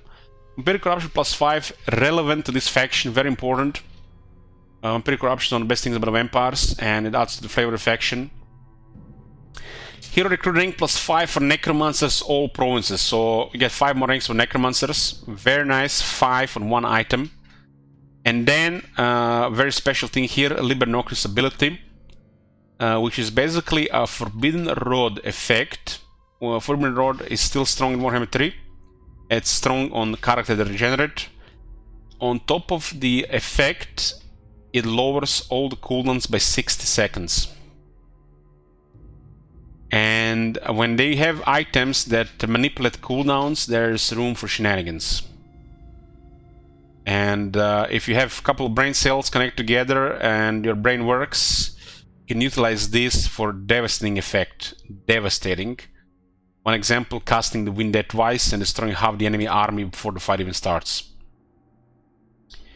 No abuse intended. So, special Corpse Card, we said that. Apparently starts now on rank 1. He has a Forbidden Scripture, so his faction has research rate and he has a skill for more research rate. And now that the technology will be reworked, this might be even more relevant. As a skill here, lower cost on the raised dead. Nothing special if you ask me. Master Dead, this is a pretty good one. One of the roles of the necromancers in the army is to provide regeneration and reanimation to the undead around them, and this will keep things alive. This, by the way, stacks. Do you know if the Forbidden Rod damage is reduced by magic resistance? It's reduced by the spell resistance. Yes, I tested it. It is. I confirmed it in the Slash campaign. So, Master of Dead grants him additional regeneration. This stacks with this. This one was only half a region, and this one is a full region. I assume because they are going to be doing something regarding healing caps. They did mention this. I assume this regeneration and this regeneration is gonna get nerfed, while this is gonna stay the same. But since the healing caps are getting increased and the necromancers work like necromancers do, with a lot of vampires working like it does, the vampires have the craziest potential for keeping units alive, like it should have been from the start, like it was in the Warhammer 1. And this thing alone makes, my opinion, this amazing. And I can't wait to see the full changes with it, and how it all adds up in a battle, and how much we can keep these units alive. An example would be, let's say, skeletons or the zombies. So this unit has 10,000 health. This unit has 10,000 health nearly, but this is not its effective health. If the healing works like it does in Warhammer 3, and if they even nerfed, adjusted it, it's still gonna be better than before. I assume they're gonna nerf the healing effects of the vampires, due to the healing effects being way more powerful in Warhammer 3 due to percentage. And then you have skeleton warriors, for example, have increased healing cap. And even, let's say this is Warhammer 2, and you have your skeleton warriors, and their leadership is stable, which means their leadership is high enough so their health is efficient, so they have true health, and then healing adds on top of it. So this could make the skeleton warriors have anywhere from 11 to 14,000 health. I'll just give you an estimate, or guesstimate, 11 to 14,000 health. Easy. On just skeleton warriors. While on a unit like a Graveguard, it's a near guaranteed towards the higher end. If the more Graveguard you have in the army, you know, the less the chance that every one of them will enjoy this benefit, because you have to divide this healing around the units. So, what does this mean? This means when they change the healing in Warhammer 3 with the vampires, even if this effect got nerfed, it is only 2. Even if this got nerfed, even if this got nerfed, or the Master Dead, which is 2 times stronger, what makes the Necromancer special, it is still going to be way stronger than what it was before. So these units will be healing even faster, so they will retain that extra health easier with less effort. What does this mean? This means combined with this healing, and then you have Curse of Undead on top of it, and Vocational Hack available, that with healing caps, that these units healing capabilities will at least double or triple. I'm guessing closer to triple. So a Graveguard effective health could be as much as 20,000. And the fact that you play a faction like that just doesn't die, I think this is like... Don't crush my hope, you guys, but this is fucking amazing. The zombies, for example, have 10,000 health, and there's that Ravenous, what is it called the Kemmler has? Ravenous, Undead, Ravenous Dead, something like that, which gives them the strongest healing.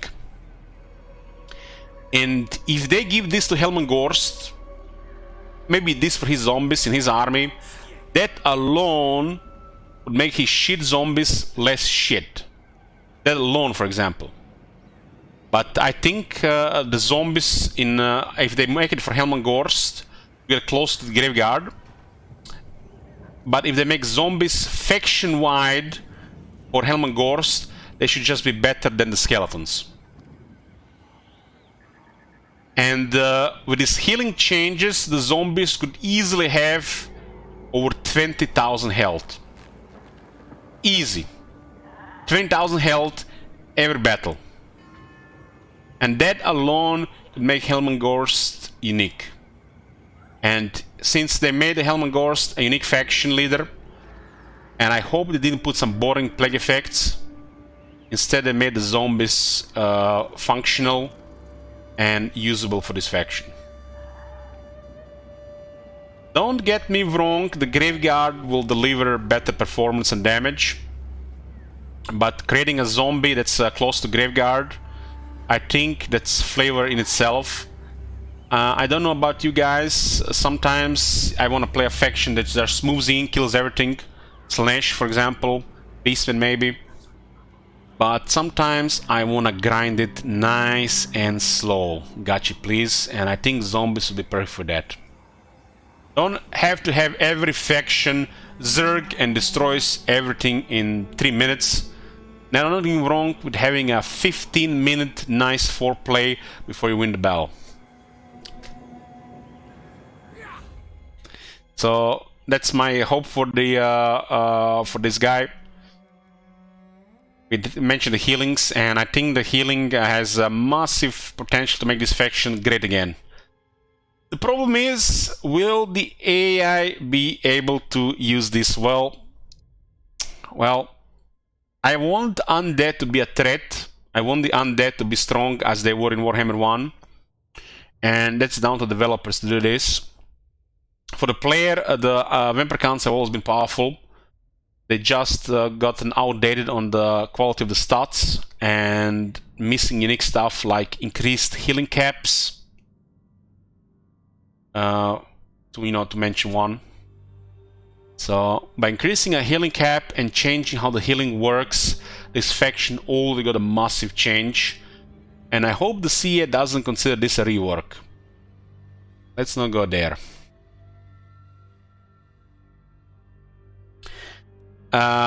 He has skill here, Diabolical Presence. Hopefully this will be more diabolical in Warhammer 3. I'm not even gonna read out loud, but it is what it is.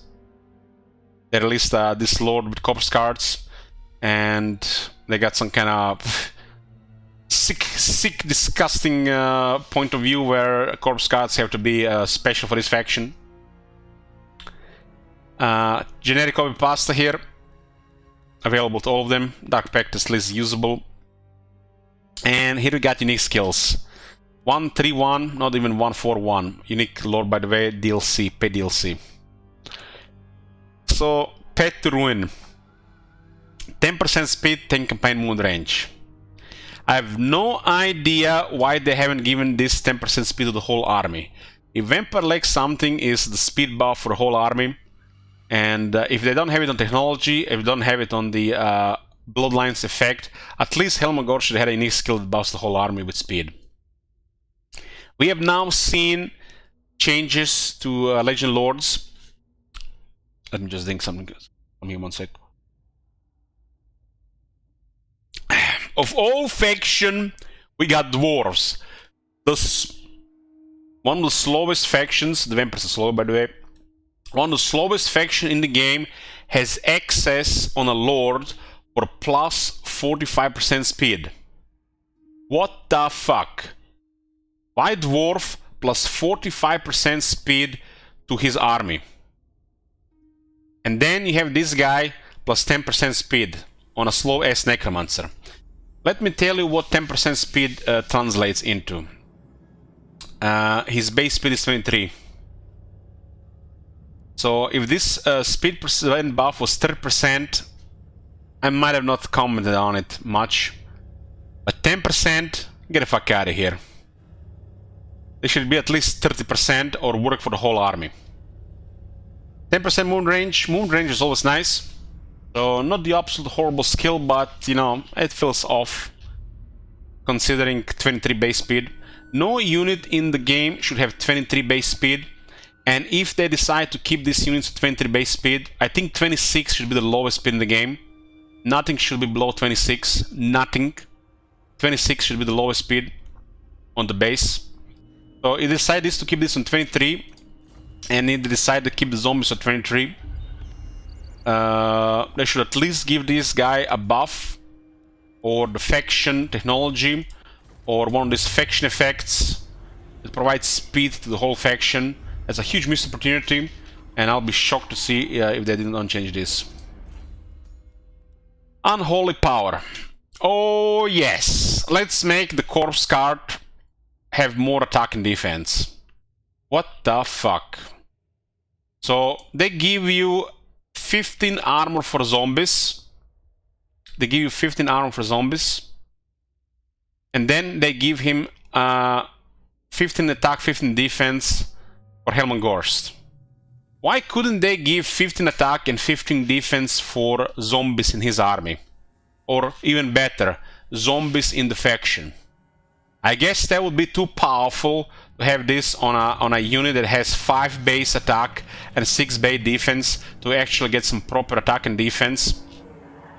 Keep in mind, this unit doesn't even have the damage. So I hope this 15 attack and 15 defense is now on the zombies, because they clearly want to do some zombie flavor, but the 15 armor alone is trash. So this should work on the zombies. Unnatural toughness. Oh boy, here we go further. Armor and missile resistance for Helman Gorst. He has 7,000 health, for fuck's sake. He only has armor and missile resistance. He's a necromancer. He has double, triple regeneration. What the fuck? And then we get another skill here that could be useful on the zombies. Why not give +5 armor and 10 missile resistance for all the zombies in the faction, or at least zombies in his army? Another huge missed opportunities. Then we get a third one. Oh shit, here we go. Another one. Hit points and missile physical resistance for this guy. I'm not saying it's bad for him. It makes him amazing melee expert, but everything is gonna die. He has good regen, he has units all to support him. But you get yet another skill here that could have been used for the zombies. Make the zombies tougher. At least physical resistance. And it goes for the Helman Gorst. You would think you are building here some kind of Gorbull or Kolek to fight. But no, they are giving these buffs 10% speed, 15 attack, 15 defense, which is a lot, 25 armor, 20 missile resistance, which is a lot, 25% hit points, 10 physical resistance, which is a lot. It's like they're building this monster. These buffs might be a lot. Streamer, what the fuck are you talking about? This is a good boss. But it's a corpse card. It is a corpse card. Shit attack animation, too slow.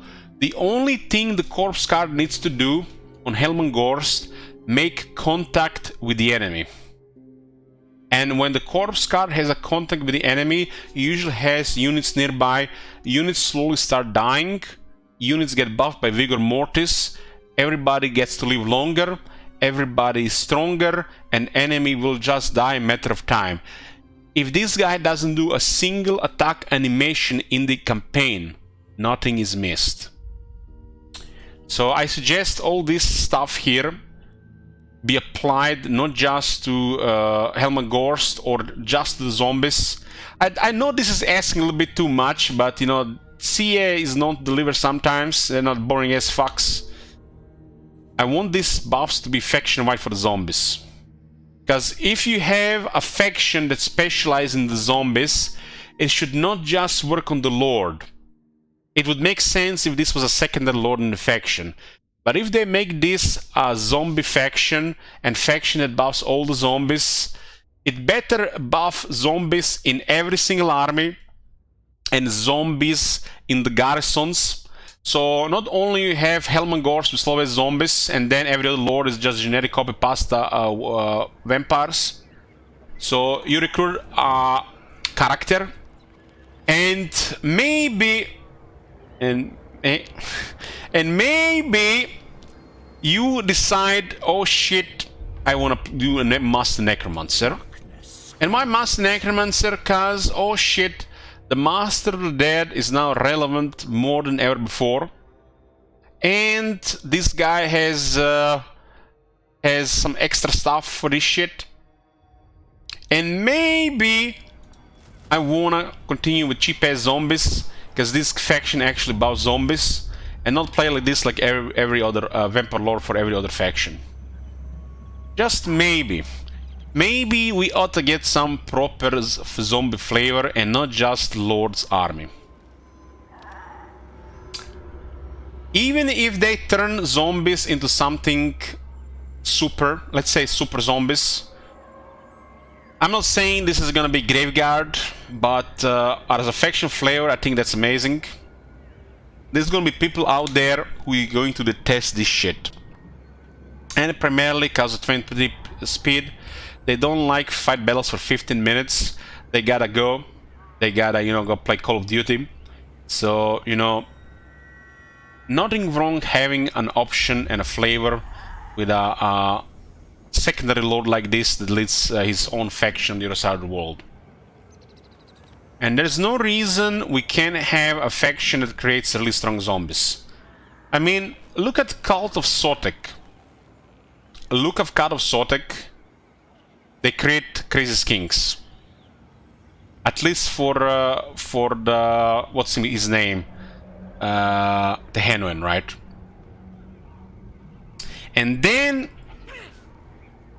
why can't we have a unit that is zombies? It's one of the worst units in the game. Literally a summon in multiplayer. Main role, summon to cloak something down, you know, artillery, or you know, get extra health into the grinder. Why can't we have a faction that actually has a relevant flavor built around underused units? We've seen so many lords being added and changed. Just look at the dwarves we were looking at yesterday. Every one has an option, and even multiple options. So if they want to stop us from, you know, spamming skeletons, or just go for the quality, or just use, you know, stuff like Wind of Death, they should make things relevant. And zombies in campaigns should be relevant, and not just make the AI look bad. Because this is basically what the zombies do. They cripple the AI. That's the primary use of zombies in a campaign. Cripple AI. So you can laugh at them and kill them and expand for free. Master of the Dead. The last skill is Ever Onward, which is a little bit weird last skill. But if you read it a few times, you get to the point where this buff gets really cheap and spammable. And as long as you don't cast regular version, you get to enjoy this pretty nice. Unless they buff the base units on the vampire counts, the Undead, this is gonna be one of the most important abilities in the army for the grinders. Because the Undead just don't have enough attack to be a strong melee faction. So they need stuff like this, and they need healing, and they need the whole package to work.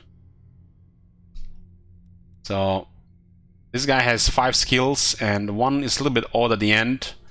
And you know, when you think, like, why waste power on this when you can just cast another Wind of Death, right? Why buff units 3 to 4 times when you can cast another Wind of Death? This guy has a cheap Wind of Death. So this guy has cheap Wind of Death. There's no reason to cast other spells like One Dance Macabre, Kekwi, Summon, or Curse of Years. So instead, just wait for a few more power and cast Wind of Death instead because of his item. So yeah.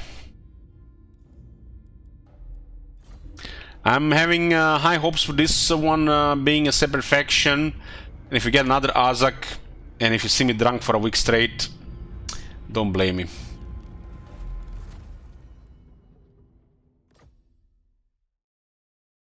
I hope this faction also starts with at least a Banshee or a White King. So that's a little bit scary thought. I hope if they're down here, they at least start with a Banshee or a White King. I feel like the Banshee would be a bit too much, so White King is acceptable. He's a Master Necromancer after all, so White King fits.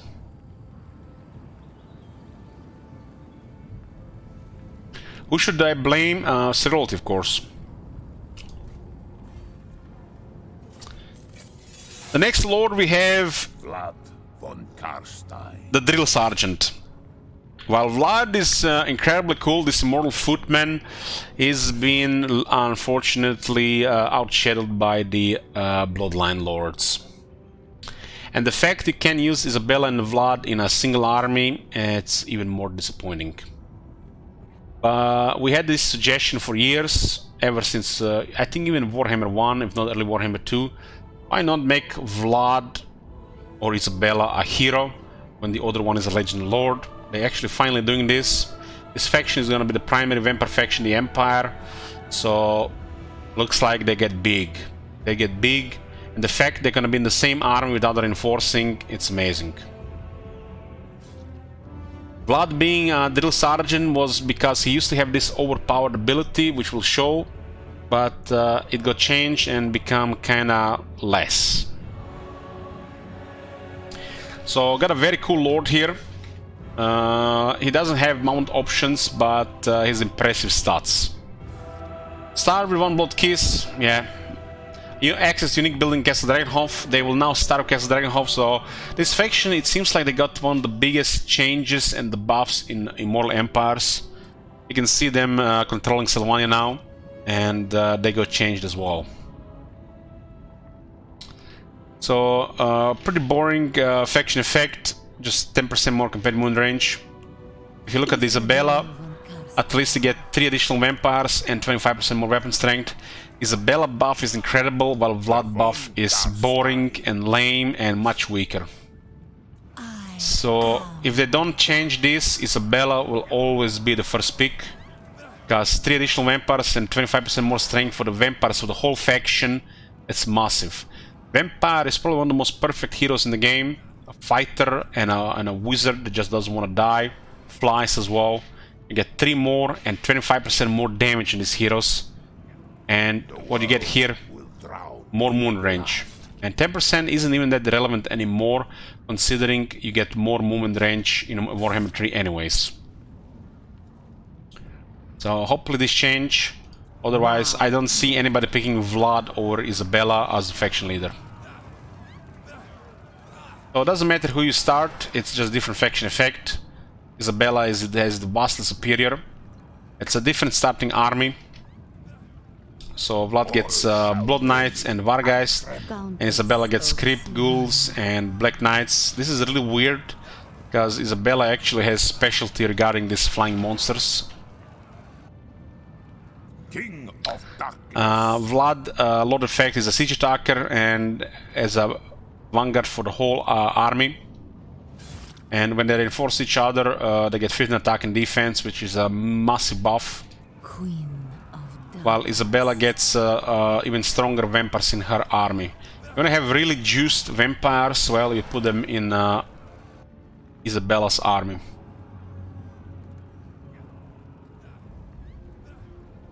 You don't really need these units at the start of the game. They actually are cool starting units, but the other stuff works as well. Having Vargas early is nice, but you don't really need it. Even a Black Knights at the start is decent. Doesn't have to be Blood Knights. Shall know me and tremble.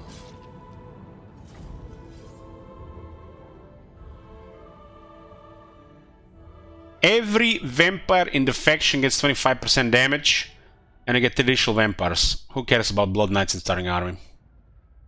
That is just too good.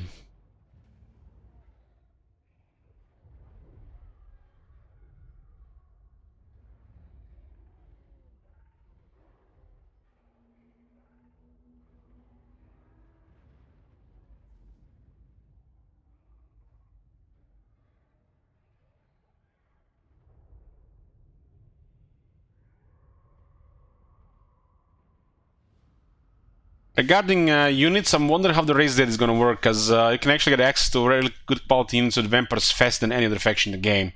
So the starting units are not that relevant. Glory to you, Vlad, first of the von Carstein line. So another special thing with this faction, they start with 2 additional vampires. And look at this, you get Isabella as well. So we'll be curious to see how this works in Warhammer 3. They do start now with one of the best cities. And they still start with 2 vampires, and Isabella or Vlad are hero. That's most impressive. Most impressive. Who gives a shit about Blood Knights? Who gives a shit about 3 Vargeists when you have 2 vampires and another hero in the starting army? So Vlad, pretty strong stats overall. He's a vampire lord with access to the vampire lore, but he's a footman. He's worse than pretty much every one of these guys here. So why use Vlad? Well, I use Vlad for Common Undead. I wonder if these things might get fixed, because it would be one reason not to just disband Vlad and use other guy.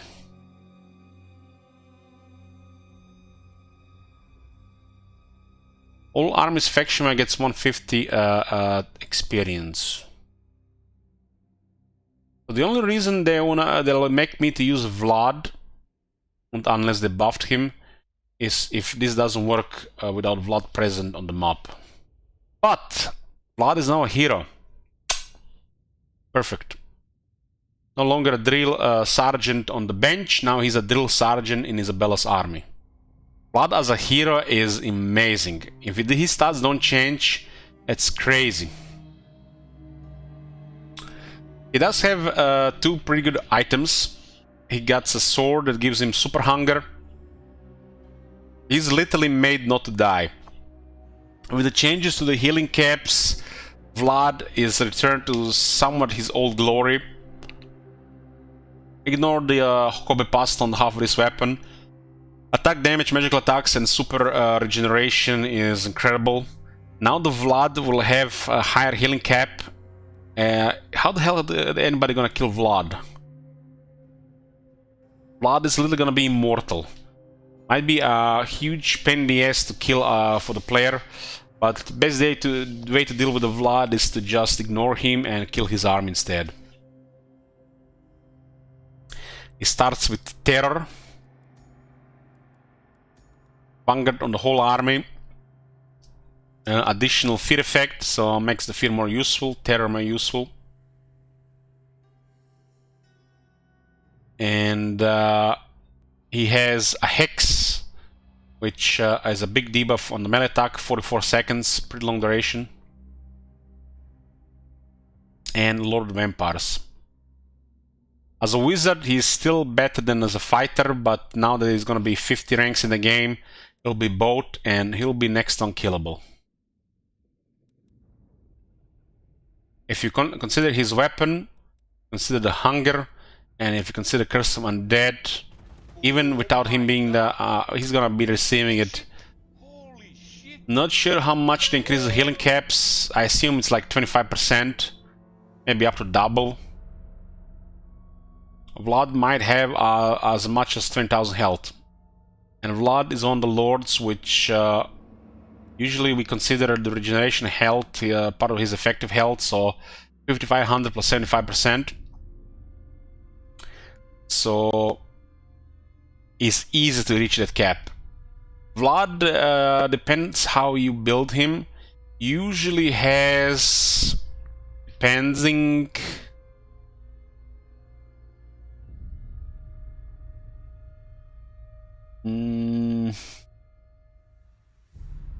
about 12,000 health. So 12,000 health in Warhammer 2. That's Vlad pretty much 12,000 health. So any ward save on him is huge value. If the healing cap gets released, increased, and you get stuff like gore drenched.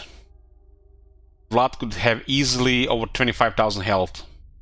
Easily. Maxing one of the toughest and the highest health lords in the entire game. If they haven't changed any of the ward save values, and the healing cap can be increased more than 25%, easily over 25,000 effective health every single battle once you get the things going. He's not really crazy on the damage dealing part, but has access to some abilities, and you can always cast Wind of Death. This makes Vlad one of the best heroes in the game. Like, this is gonna be a lot of fun, I think. And if they still buff each other, Vlad has 85 attack and 65 defense in rank 1. And once you get his items and the skill tree, you don't have to get his battle skills if he's a hero. Oh. Vlad is gonna be one of the best heroes in the entire game.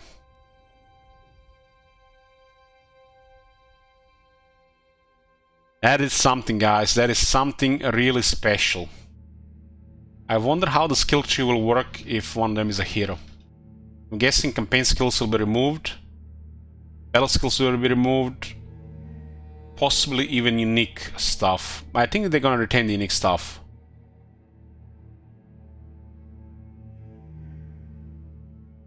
So when Karsteins become Sylvania, they get Dragonhof. They get the most powerful vampire hero in the game. And what Mannfred gets Dick. Put into the desert, doesn't get any sunscreen, probably gonna fight during the day. Holy shit. It's like, who the fuck? Mannfred must have something absolutely incredible. Mannfred must have something truly amazing if they'd taken Dragonhof from him and made Transylvania into this powerhouse. Mannfred must have something fucking godlike to justify this change. It's like, I just don't see how this is fair.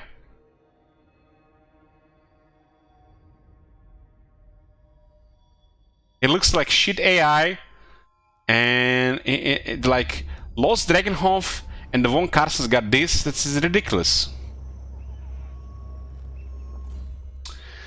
So what does Vlad have? Vlad has a pretty amazing weapon and has a really amazing talisman. The talismans might stay the same.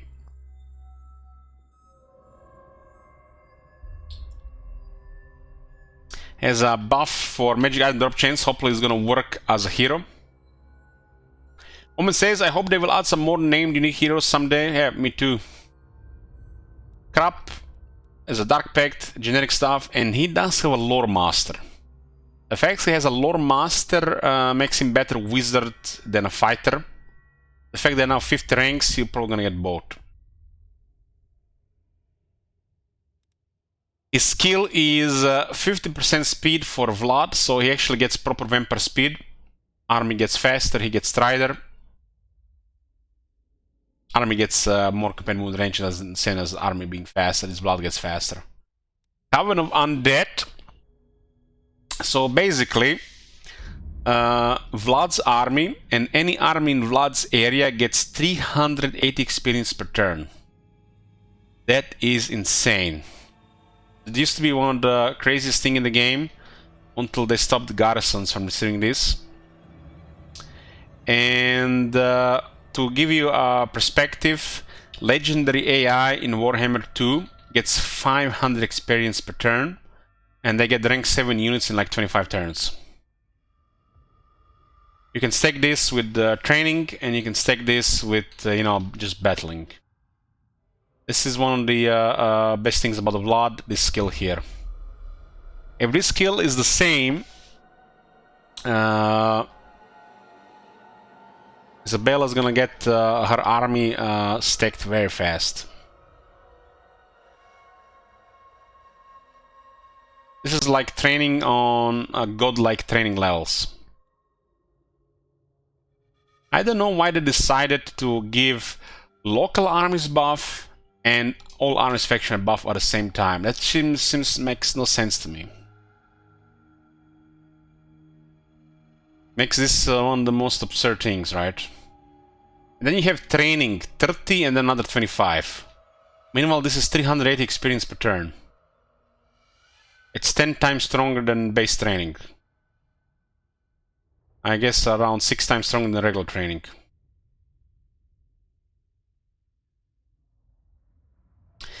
Mesmerizing Aura. It gives Vlad an ability which actually upgrades this to a stronger debuff. I don't think upgrade version is anything special, just 6 more attack on it. They should probably add the leadership increase on this as well. Master Beguilement has a lower cooldown, which is nice. What's close to Vlad will not hit Vlad. This. Enemies will have a lower chance to harass Vlad if the skill doesn't change. There's Mortal Levies. This is a little bit weird one. Diplomatic Relations plus 40 with the Empire. This is actually a lot in Warhammer 3. You can actually work with the Empire with this one. And then he gets range with Sylvanian Crossmen and Sylvanian Handgunners.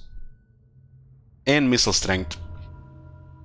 Well, this is a pretty good buff. I wish they had also more capacity for these units.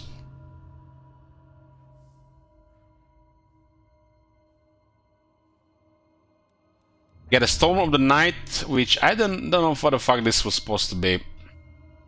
It's basically a big vortex that can only affect flying units. And I think it's actually bugged. You can't pick this one until you pick this one.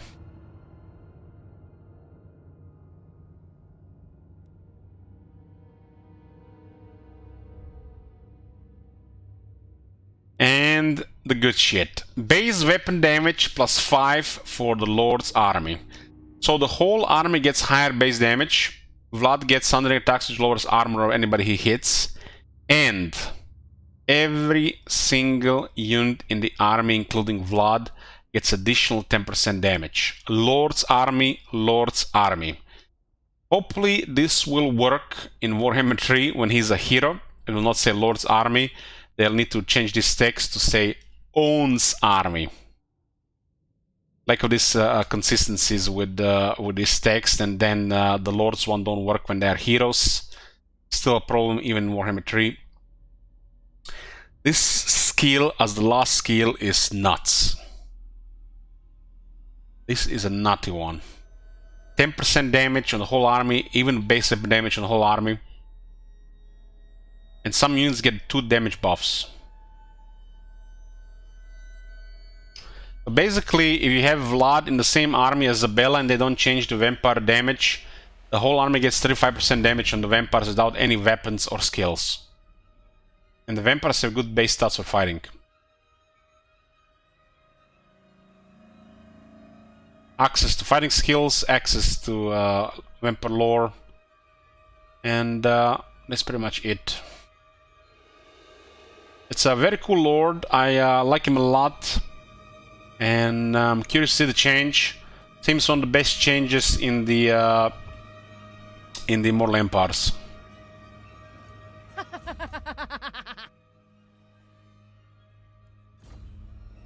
I thirst. God damn! I hunt. We should play this campaign. Now. Confident and disciplined. Isabella here. So Isabella is basically a vampire, a little bit on the tankier side. She has instead of very high attack like all the vampires, she has higher defense. She's a flying wizard, unlike the Vlad. She also has a hex, same like the Vlad. And she gets a Hellsteed, so she's gonna be flying. You could maybe keep her on the ground if you want to have them in the same army as the Vlad. One thing to consider. Or just use her to lead the other vampires in the air. Does have a lore master as well. Her skill kinda support different flavor for the army. So she tends to buff the monsters, direwolves, fellbats, warghouls, wargeist, terrorgeist. Really crazy for the wargeists.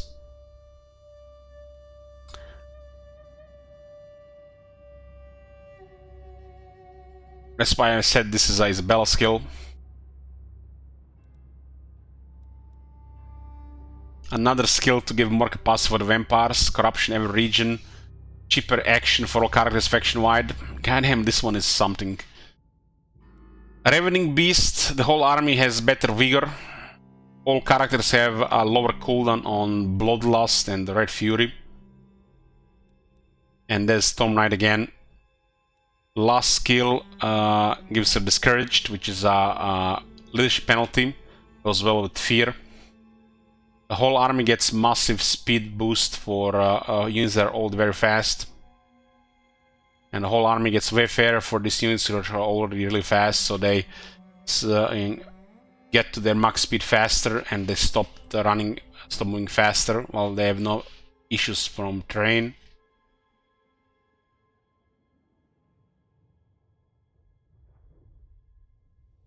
So one flavor could definitely be done with her where you know, if you use her a hero, you could just make a versatile Vlad's army. If you use her, you can make a flying army, vampire army. So there's so many options to do with Isabella and Vlad, or Vlad and Isabella. So many options. Our item is actually nothing special. The talisman that grants 5% ward save, and the rest is off. The rest is off. Well, it might look like it's useful stuff. I've never really find the rest of the stuff very useful. I think this item should get a higher ward save considering it's a talisman. 5% on this one is not enough. This would be nice for an enchanted item. But for a talisman, it should do more.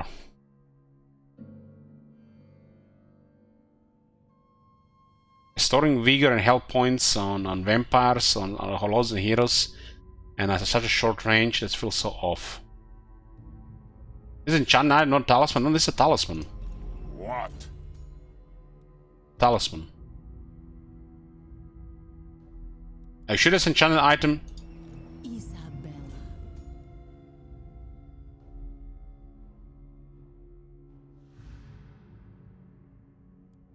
It's an enchanted item, not this is, it looks like a talisman.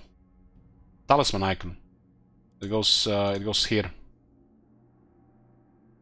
Talisman should be stronger than this. This looks like an enchanted item.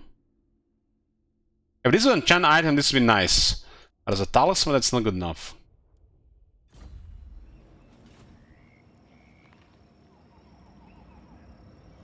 Countess of Sylvania. Okay. Who do we have else?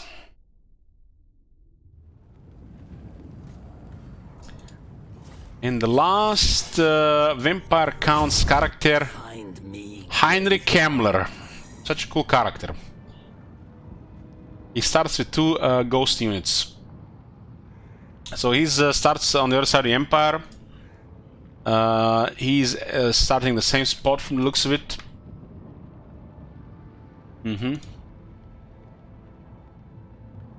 Suitable climate, mountain, diplomatic relations plus 30 with chaos. Finally is going to be relevant. Finally, this faction effect is relevant. Taking a whole game, a new game to be created for Battle of Legion plus 30 with chaos to be relevant. It's actually pretty nice for Warhammer 3. Because there's gonna be more than ever Warriors of Chaos factions and more than ever Demons of Chaos factions, right? Maybe this works with all Chaos, Beastmen Chaos, Demons of Chaos, or maybe just with Warriors of Chaos. So this is gonna be finally relevant because it's useless in here. This guy has a upkeep reduction for the Necromancers, kind of flavor with the Necromancers. His Necromancers pretty much free in the campaign map. His whole faction gets Attribute Strider. And his faction is immune to Chaos Attrition. Heinrich Kemmler's faction effects. All units in the Kemmler army are immune to non-vampire count territory attrition. Cooldown minus 20% to lore vampire spells. Winds of magic cost minus 20% for lore vampires. So he has faster cooldown on his spells and cheaper lore vampire spells, which is kind of nutty considering Lord of Vampire is amazing. And he also can summon a Lord of Undead, which is a strong hero. And consider that you get Heinrich Kemmler and this guy in a package, you get a one very strong Lord.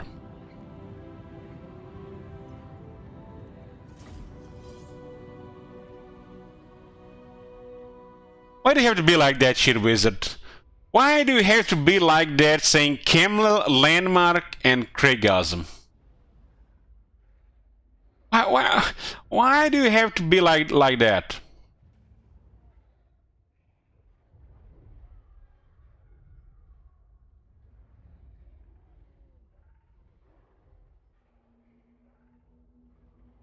This here guy is clearly a hater.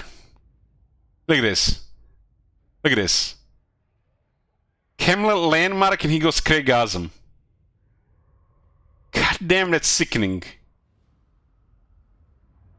Like, when was the last time you played the Vampires, shit wizard?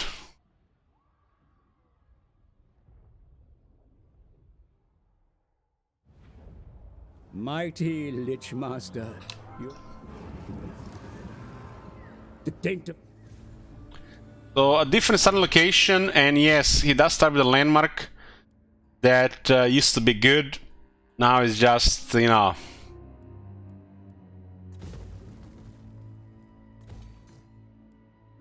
Yeah. I should at least make this landmark have an economic effect or a growth effect. It's a very poor landmark at the start of the campaign. So, Kemmler, this is the revenue that I was talking about. Can you imagine Gorst actually having this on the whole faction, or at least his army?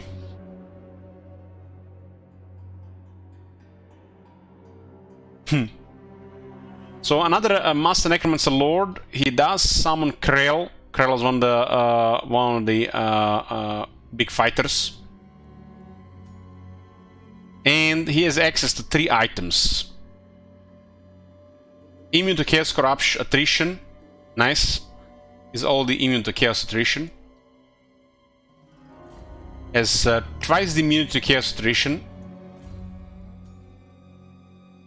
I like Chaos Tomb Blade to cause Kemmler to replenish in corrupted territories from Chaos, right? What's special about this item is its ability. So not only Kemmler gets Master of the Dead, which is not going to be even better than before, but his sword starts healing double over the Master of the Dead, stacks with Master of the Dead, and at the same time it will start to resurrect. So you get a powerhouse of a necromancer with the healing caps increased. This thing will make sure things next in the Kemmler don't die. And on top of that, the units get 5 attack, which undead need attack. Next item is Cloak of Mist and Shadows with enchantment item. For enchantment item, pretty good. Pretty good. Makes Kemmler slightly more durable. A lot more durable. There's some inconsistencies with extra stats and everything. And there is a Skull Staff, which now with the change to magic resistance is a little bit weaker. But still a lot of stuff on it. As Kemmler has always had a good set of items. Kemmler, unlike Gorst, has only access to Nightmare, so other Necromancers have access to Corpse Cards, not the Kemmler. I would like to see Kemmler on a Corpse Card.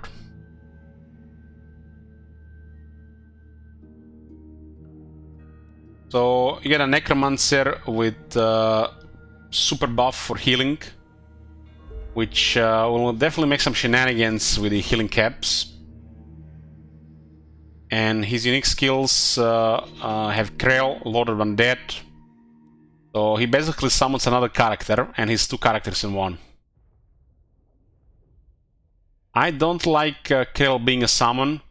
I want Krell to be a legendary hero. And this is something else. Perpetual regeneration. Kemmler gets another regeneration. And all Ken rates and Hex rates in this army, when they hit rank 7 and higher, they start regenerating and resurrecting at the same time. That is crazy. I checked your last one cast campaign on YouTube. Isabella's Blood Chalice and Chant item. Okay. Is a wrong icon then, because this is an icon of a Chant item. Arrow Kings. White Kings can be recruited anywhere, more capacity for the White Kings, and higher chance to succeed for the White Kings. It's actually pretty significant. White Kings are pretty good in the campaign. Assault Garrison, Assault units alone is pretty good.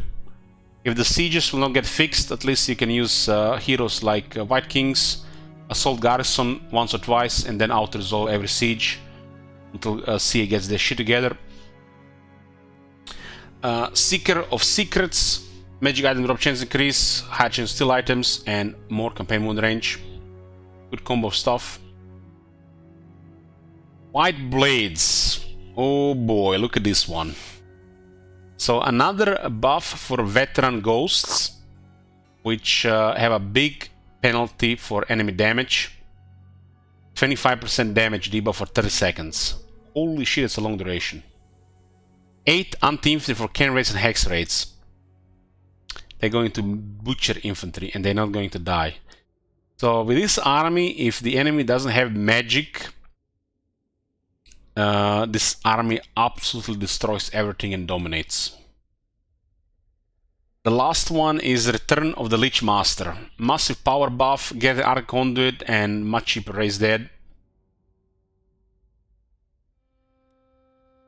This guy also has a Lore Master of the Lore of Empires as well, which lowers cooldown on the Lord of Empires and reduces cost on the spells, and has a Straight which lowers cooldown and lowers the cost of the spells. When it comes to casting Vampire Lore, this guy is on the best. Probably the best when it comes to casting Lore of Empires. And he can support his army pretty well. It's some of the cheapest spells in the game, and acts one of the best lords in the game. It makes him awesome wizard. Mount option, you know, could be better, but you can have everything. It's cumulative Firefox. It's adds, just adds. So basically, the spells will get reduced in cost and on their base, and then flat amount will be taken from that as well.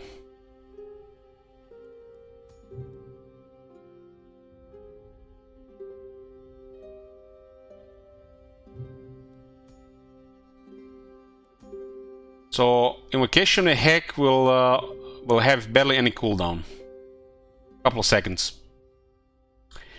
For the love of God, Sigmar or Nagash, it better not be crashing the game.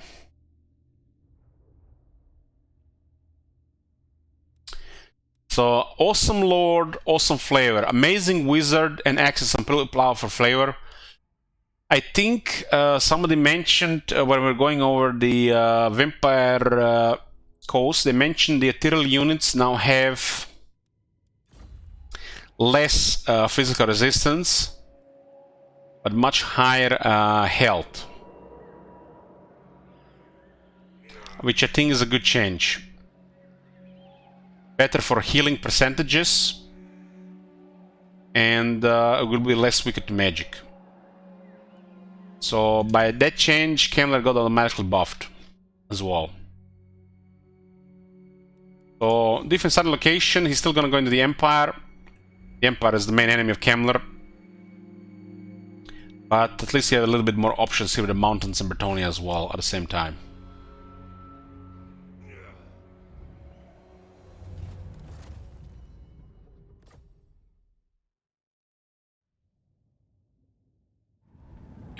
Who do we have next? Oh god. Let's take a short break here, boys, first. My challenge? Undeniable. Be back, boys. Got me some peanut butter and some coffee. Oh boy, Norska. Okay. Full disclaimer here, I don't like Norska. I'm biased against this faction. And that are the side. I don't know why. It's like they have some fun melee units. And their Legend lore seems to be also fun, at least for 5 minutes. I think I have this, I don't know, idea or maybe illusion or something, where I'm blaming Norska for Warriors of Chaos not being a proper faction early on. So release of Norska at the end and release of Warriors of Chaos at the start. It feels like they're taking something out of Warriors of Chaos just to add something later. And then they made it a little bit more in some areas than the original guys. But it could have easily been part of the same factions. I don't know.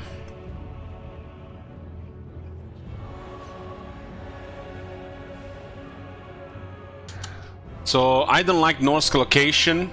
I hate him. If I have to go up there, I'm gonna kill them all. And then gonna be he's not like when that one guy just wanna be left alone, but they poke him too many times and then he just kills everybody and then goes back to their villages, kills everybody there as well, raise all their lands and villages, as you know they made you. Well, that's me in the Norska. I don't like Norska. Even if they have some melee stuff, I just don't like it. So what can be done about the Norska? I feel like Norska should have a little bit more flavor regarding how they play. They should be more of on the trading and pillaging things. I mean, raiding and pillaging things. As they travel away from the Norska, they should get ways to lower upkeeps. And most importantly, Norska should be a formidable threat to the Empire and a better overall AI faction. No matter what they do it for the player, for starters they could fix provinces, they could add commandments, and they could fix the traits and the characters in general. But it feels like they need a big overhaul.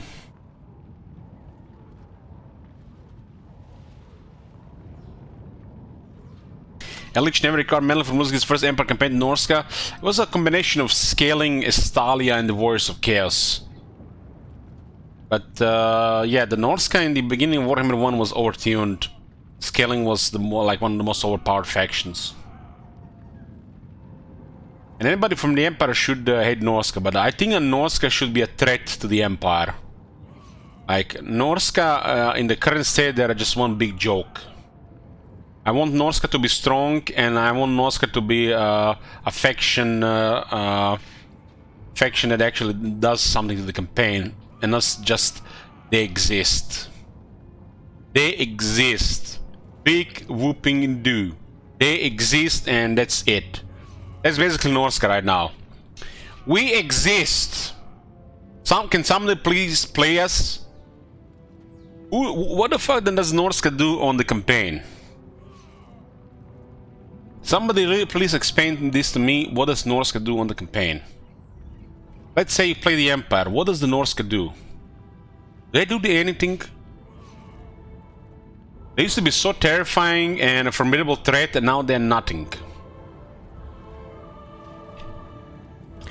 We got Wolfrig in the west and Throg in the east, and that's it. Norska is smaller than before. My only hope for the Norska in Warhammer 3, the player can find a lot of fun with these factions with just a few changes, namely provinces, commandments, characters, traits, possibly some mechanics that are matter for Warhammer 2 and 3. They do not matter outside Warhammer 1. So easily fixable for the player, but as the AI, they should do something.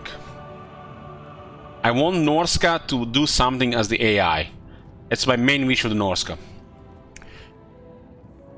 So they got this mechanic called Allegiance to the Gods. As they raise settlements, they can dedicate it to one of the gods. The gods are basically Norse conversions of Korn, Slanesh, Zinj, and Nurgle. Some are good, some are bad. You can get various extra bonuses by depending. This faction can only settle currently Norska. They can only settle ports. So they're stuck in Warhammer 1 system. So first things first, they need to get patched for the Warhammer 3. The provinces are dog shit small, and if they get targeted, it's even worse. Well, they can definitely be okay in the hands of the player. They do have some of the worst auto-resolve for the AI, so they just lose by default. So the AI in Norska needs to be more. Needs to be more, and that's it. They get these mechanics of monster hunts, where they go around the world, hunt monsters. You get these unique battles where you fight some stuff, pretty cool stuff, and then you unlock stuff through it, either powerful items or regiments of renown. Their roster is generally pretty good. The AI has issues playing this faction though, so it doesn't really matter. World Walkers led by Wolfric the Wanderer, who's a pretty cool fighter lord. Has plus 15 attack for all the Mammoth units. Mammoth units are some of the biggest stompy units in the game. They're really powerful. If you don't have answers to them, you're gonna get stomped. If anyone has no answers for them, they're gonna get stomped. 15 attack is an incredible buff for these units. These units are big and they come late and on a high tier. Cheaper upping for the Marauders for the whole faction. Wolfric himself is a siege attacker and has a larger reinforcement range. The whole army has fear. I don't like his lord effects. I think should be something more interesting. While the faction effects is acceptable. Shame where one of his starting units is not a mammoth. At least a fellow mammoth. But you know, I don't know. I think it's bad if actually units factions start with their tier 4, tier 5 units. I think that's bad. I don't think anybody should start with tier 4, tier 5 units. But since there's factions in the game that start with tier 5 units, there is no reason for Wolfric not to start with one of the mammoths. All I'm saying. I try to like this faction. I'm just biased to not like them. You know, being Emperor fanboy, I do hate Norska. I just think their place in the game just exists, but it's not good. So the AI should be okay as Norska. They should be able to do something. And this should be the most important thing probably for the Norska. AI that works.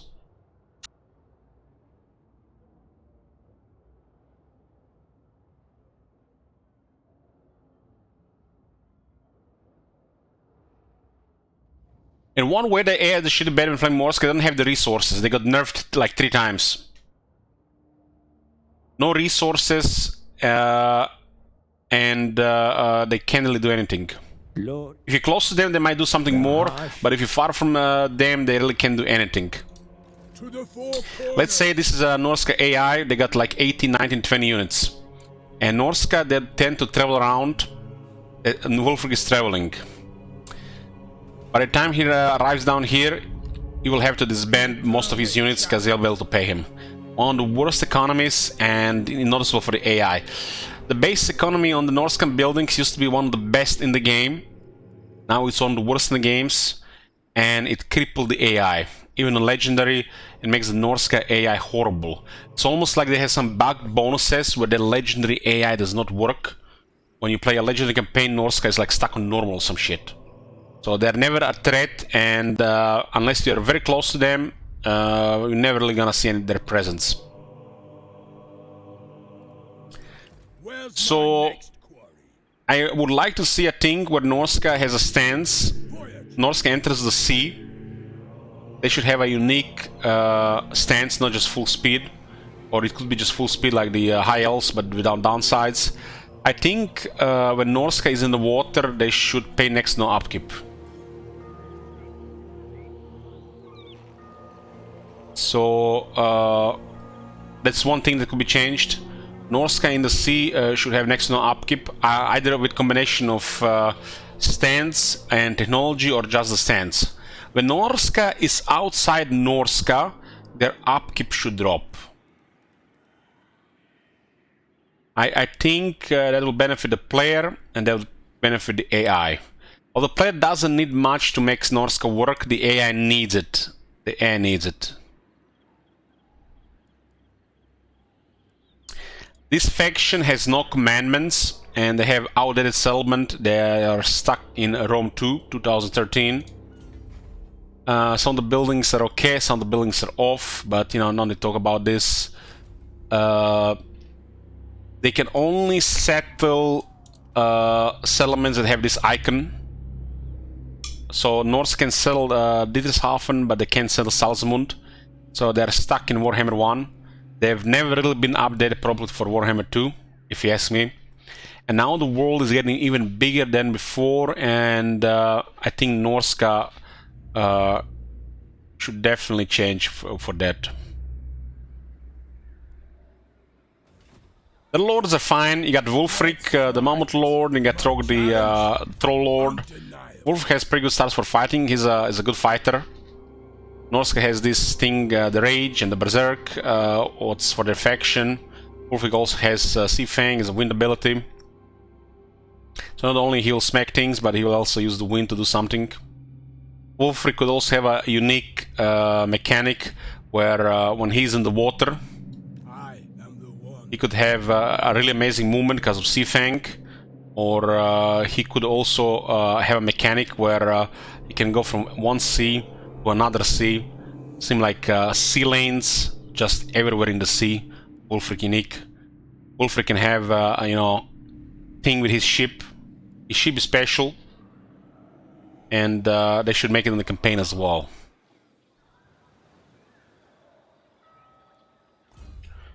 So a fighter lord has this weapon here. Not a bad weapon, but you know, it's kind of made for the Wulfric on foot or on the horse. The moment it goes on a chariot or a mammoth, this ability doesn't really make any sense. So his ability should change a little, but the rest is fine. Get a little bit of everything, and you know, it's how the weapon should be. The ability just doesn't fit for chariot or the war mammoth. Wulfric does have a horse, chariot, and a mammoth. Mammoths are some of the most powerful infantry stompers and all stomping units in the game. They're even stronger than most of the dinosaurs. Has outdated skill, Eye of the Gods, Warhammer 1. Weapon strength plus 10% when attacking, and that's a 1 point unique skill. Heck, if they want to make a skill like this, it should be 30% when attacking. Copy pasta, see here with the leadership orb size and missile resistance. When Wulfric goes on the Mammoth, he has a potential to have some really crazy stats, considering he's a legendary lord. His unique skills, Hunter of Champions, so he can hex a lord or a hero. Juggernauts of the Soul, Worm Piercer ammunition, prevent large for all javelin units in the army, and anti-large for the hunters, spearmen, and the Marauder cavalry. So get anti-large stuff. Those units are all the anti-large in a way, so kind of get overkill with this. World Walker, ability number of users +2 for Sea Fang, campaign range +10%, immune to all sea-based attrition. So Sea Fang gets more uses. He only has 3 uses for 90 seconds, that's more than enough. But they give it 2 more without lowering cooldown.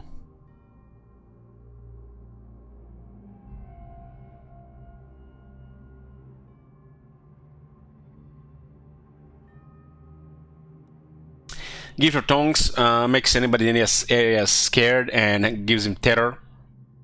He already has terror from the War Mammoth, the skills should be a little bit better. But penalty in the area is fine, you're not gonna stomp the enemy faster. I think skills like this are, you have to keep it in mind if this guy can get terror from other sources, and then assign this skill properly, more properly. This is rank 12, this is rank 18. You can totally ignore this skill. Any lord that has access to terror, they need to put a little bit more thought into it. They should probably think about how can we make terror better, and if this lord already has access to terror from another source like the mount, how can we make terror better by providing leadership penalties or additional fear or buffing fear. And while this is just better than just plain terror like Grimgor has, and it's still kind of lacking because it's a war mount. -5 any leadership is only going to be beneficial if the enemy can be feared. Else they make feel a bit better and terror a little bit better. But he only gets terror here, and then you lose half the skill. And -5 leadership in local region is not good enough for a legendary lord skill. Echoes of Ambition. Cheaper construction costs in the local region, faster in the local region, and upkeep reduction for the whole army. Upkeep reduction for Norska needed. And then the Eternal Challenger. Wulfric himself gets perfect figure and gets max replenishment. And the Hunter of Champions gets stronger.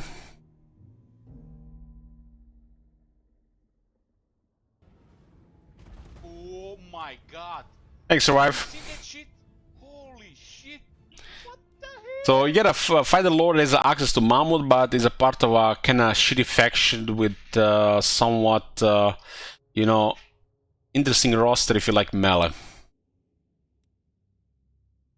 Norska should be something about invasions, and it should be something that helps them outside Norska. Right now, they're still stuck in Warhammer 1.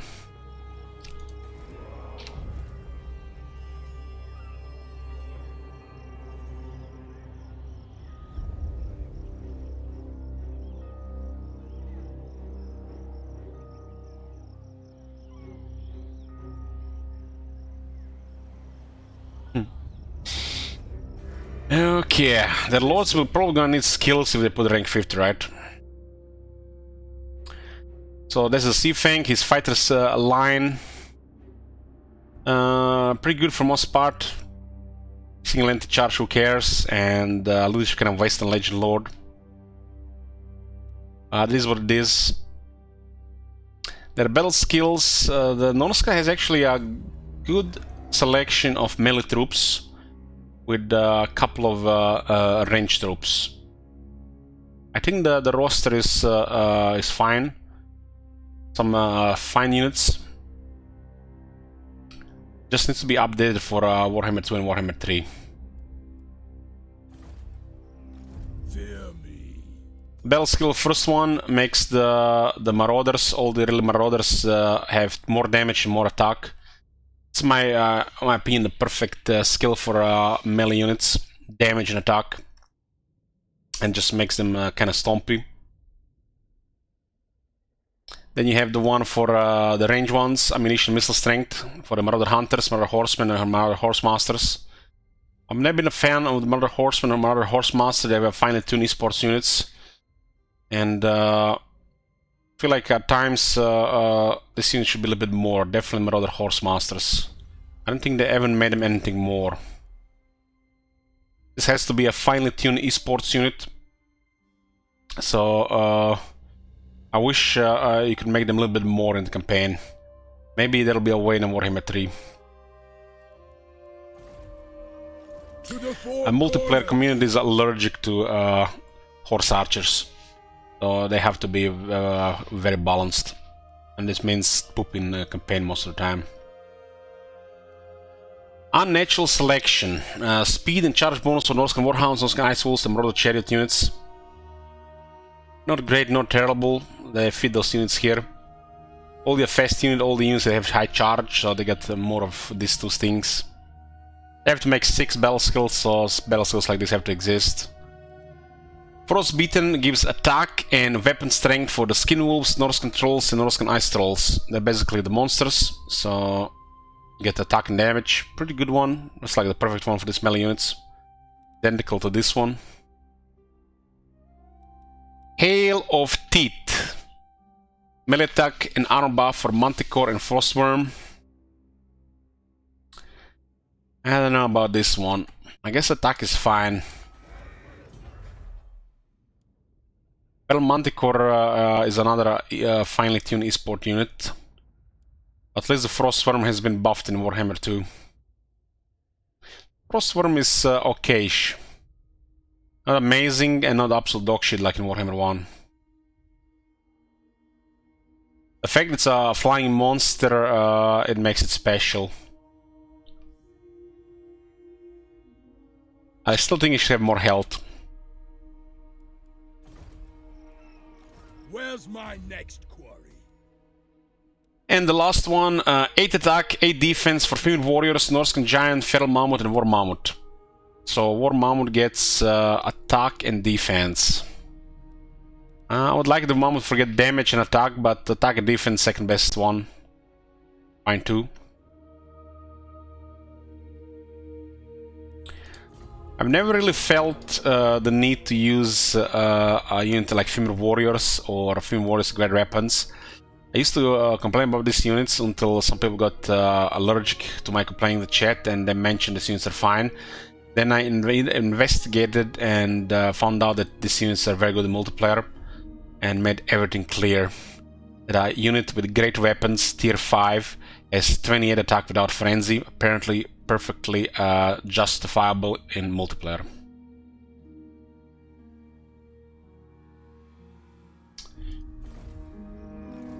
So females could be cooler, but they're limited by esports. The veteran battle skills: physical resistance, armor, melee defense for the marauders. This is one of the best battle skills, and when they got reworked. So this is what marauders get: perfection and near perfection here as well. It's beautiful. So yeah, I got perfect battle skills really for the marauders. And when it comes to marauders, there are some fun units like the berserkers. For some reason, are tier 2. And then you have marauder champions, which are a little bit crazy. Don't really underestimate these guys, especially if you don't have the right stuff. As the AI units, these guys are kind of nutty, especially in Warhammer 2, because they got serious bonus. Like here, you won't be able to hit them in melee properly. This unit is basically between Chaos Warriors and the Chosen. Stronger than Chaos Warriors, but not as strong as Chosen. While this one is the armor piercing variant. Norska have some really potent buffs for these units. And that might as well be Chosen with all those buffs. The female will never insane in any of the games. That would just seems to be like a multiplayer pick. World Walker. Trog has ice trolls, which regenerate, and that's the end of the story.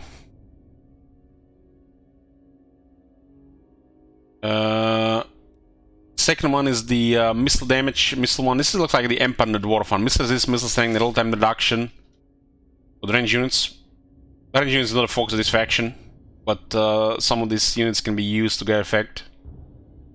Icy Rat, charge bonus, melee attack, weapon strength. The charge bonus kind of get wasted on the Manticore. For the units is fine. And then it's the Hulks of Death. 12 armor, 8% wards, and 12% weapon strength for Norscan Trolls, Norscan Ice Trolls, Frostworm, Norscan Giant, Femur, Feral Mammoth, and War Mammoth. Norscans have some of the best battle skills in the game. For sure. For sure.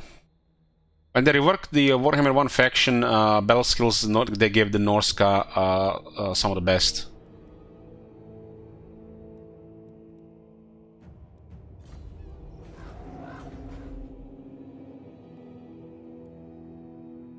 Jump TV, let me show you one thing.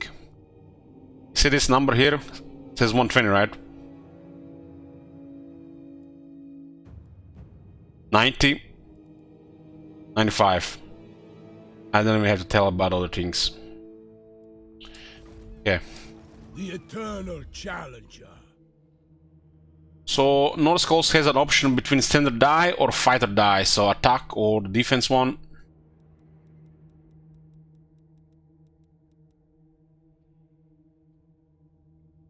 Battle skills, probably one of the best in the game. There's some generic stuff here on the campaign skills, but the campaign skills always felt like really generic. Growth at least as an option, but this faction, like, this is not the Empire or the Dwarves. Sacking, recruitment, Norse resilience, growth. This one is a little bit different.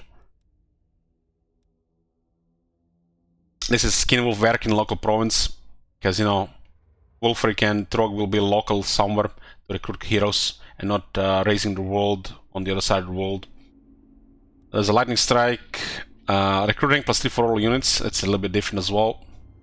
There's another replenishment skill and upkeep reduction, and this one is also different. Unit experience gain per turn +150. Oh, this one is okay to be different. It's not renowned and feared. So these are the monsters Arcanum. They get unlocked by technology, where you're gonna hunt monsters for various benefits. Pretty cool thing. But I think for this faction to be enjoyable, at least for me, the settlements, the Mannfred, at least the Norska itself should be a dangerous environment. I think partially because the AI has such high resistance to chaos corruption, which should be fixed. Be close to the vampiric corruption. Just the whole package just stinks, even if it's a good melee faction. But like I said, I'm biased against this faction. I don't like it, and I'm a fan of melee stuff.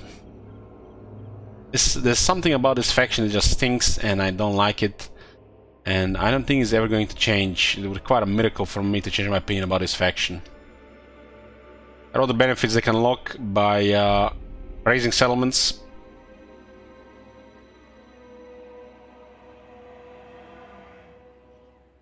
Stuff like this will change. The technology is actually pretty good, especially if you capture big cities. You give some of the really most potent buffs for the units of any faction.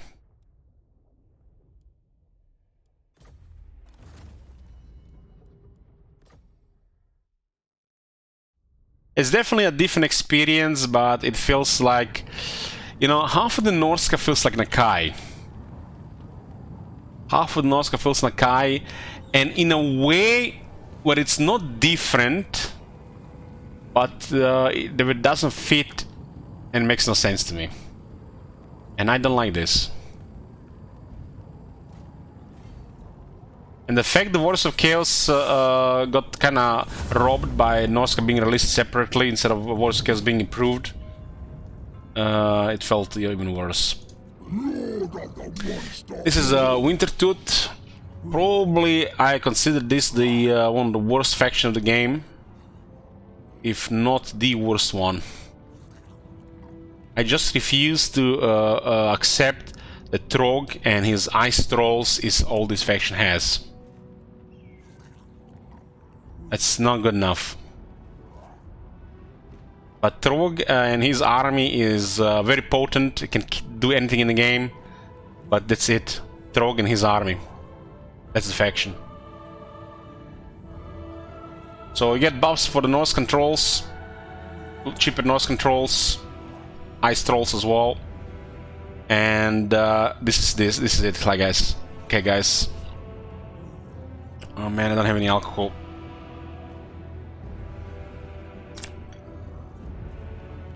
So Belegar and Vlad are siege attackers. This guy is a troll with a massive hammer. And what do devs do? Lord effects at the very top. Oh man, I'm getting a migraine. Oh man, it's hitting me. Siege attacker. I'm sorry. No troll, no awesome troll army is not going to call this the shittiest faction in the game. It's not gonna help them. Okay, let's continue. Public order +1 for local province. Is this some kind of fucking joke? This is like a +1 growth when the dwarves are not grumbling. They get +1 growth. Okay, ignore these two. Pretend they don't exist. Now we get to a decent one. All units in Trog's army are immune to all attrition. That's decent. And the Chaos Corruption buff would be decent if the Chaos Corruption was actually effective, like the Vampire Corruption. Until Chaos Corruption resistance on the high difficulty AI doesn't get fixed to the point when it's similar to the Vampire Corruption, the Chaos Corruption will always be a joke. Chaos Corruption should be the most powerful force in the Warhammer universe, and the CA is turning it into a joke. They fixed various things regarding difficulty. There is no reason not to fix this on higher difficulty. For fuck's sake, Vampiric Corruption works, and it makes the invaders regret it. Why can't the Chaos Corruption work, which is supposed to be more powerful than Vampiric Corruption? For some reason, devs in early Warhammer 1 have decided to give the high difficulty AI near immunity max resistance to Chaos Corruption. And ever since, the Chaos Corruption should be a joke. The Chaos Corruption should be what it is, slightly better than the Vampiric Corruption, regarding attrition at least. And the Norscan environments should be some of the harshest environments to invade, and not a picnic for fucking Luan. Go on a crusade and destroy a couple of settlements because they can defend themselves against quality Bretonnian armies. So you got Trog, which is a strong fighter lord, stronger base than Wulfric, and he gets strong units, Norsca Ice Trolls.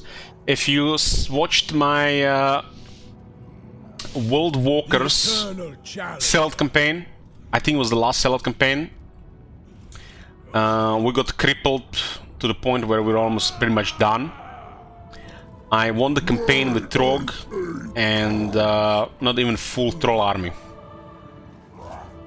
So this tells you how strong Trog is and his troll army, but that's unacceptable for faction to be that and nothing more. Unacceptable.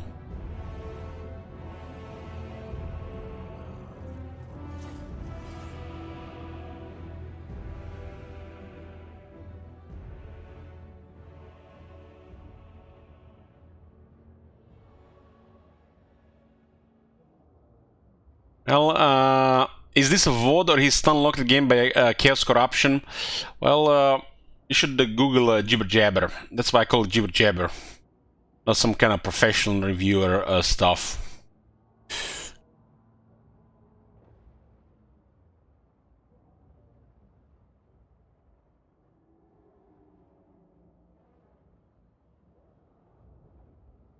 Trolls are gonna be stronger in Warhammer 3. No doubt Trog and Wolf are gonna be much more powerful in Warhammer 3, especially Trog. But unless they've done some other stuff, I don't care about these factions. Hail, Throg, King of Trolls. So, he started on the side of Norska, and this is it pretty much. Is it me, or nobody ever mentioned the lack of landmarks in Norska?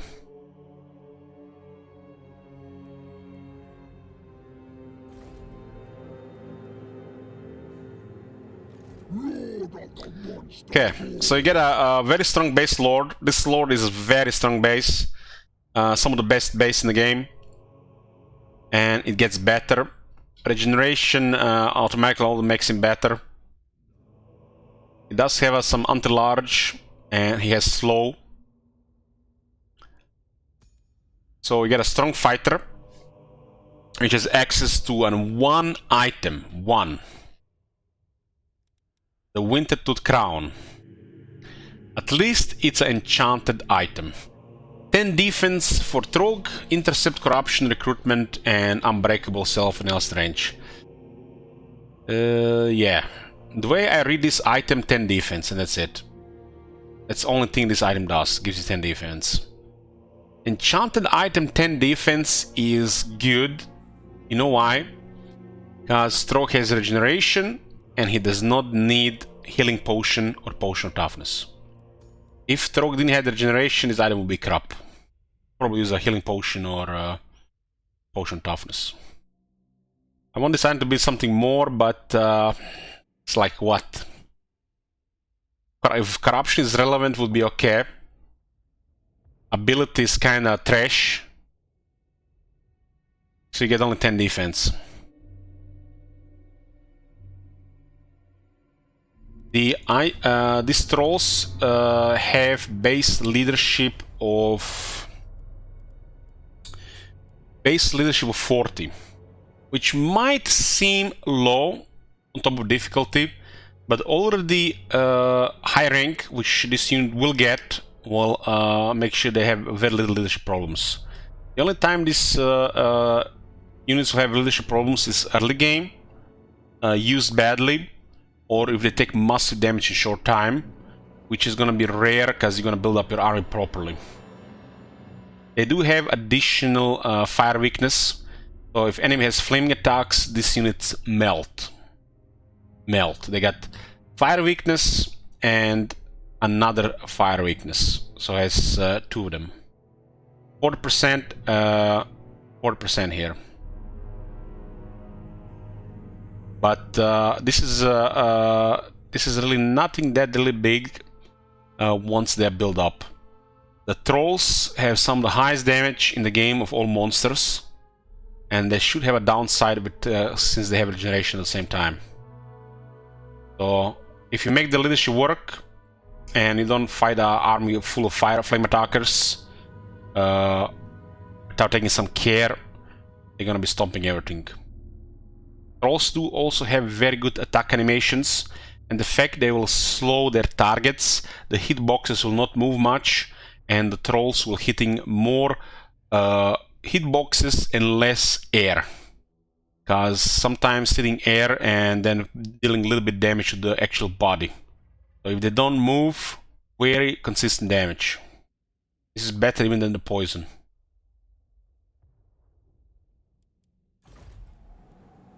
I eat my enemies. So, outdated, some missile resistance, outdated, primordial masters. Really big buffs for the frostworms. Charge bonus for frostworms. And then there's a... yeah, charge bonus for frostworm. 15 charge bonus for frostworm. Charge bonus for Singlantis. And maybe it's just me, guys, but I played these games for over 10,000 hours, and I will tell you that charge bonus for Singlantis is irrelevant. The only time it's relevant if it's some kind of base environment and everything matters because it's a championship game for the $500 prize. King of Trolls, 5 public order. Leadership plus 12 for troll, female and skinless units in his army, and lower up for these units as well. So immediately you put King of Trolls on rank 12, and all of a sudden troll leadership problem fixed without even getting a single rank. Primordial might troll gets more damage, and his ability that where he throws up on you gets 3 more uses. Hope the ability got fixed or improved in Warhammer 3, because not only it misses the center of the unit, but also sometimes takes long to activate.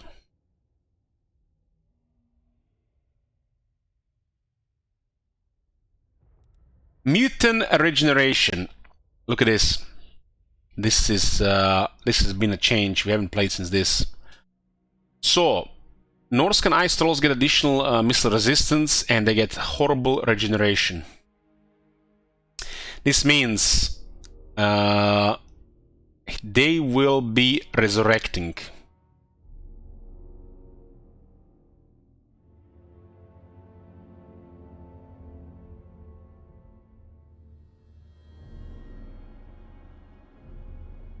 You can use Femur Trog now, but why use Femur?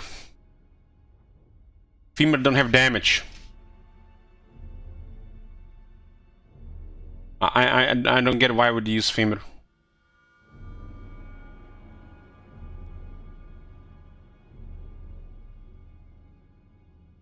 You see this Looper, 12% damage on the base and 8 attack. Femur have poor base damage for monster infantry, while the trolls do massive damage.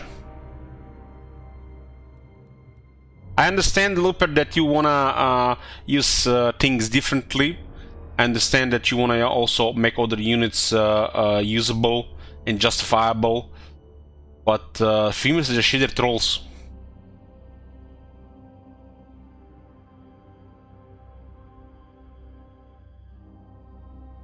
They're just shitty trolls for this guy. They get over 20% less damage. Or 20% less damage, and trolls have perfect battle skill, while these guys have near perfect battle skill. Trolls don't need defense. 12% more damage on trolls, that's kinda nuts, because they already have very high damage. The difference in damage between trolls and femurs is so high that femurs are irrelevant. They do have more for survivability. No, they don't. No, they don't.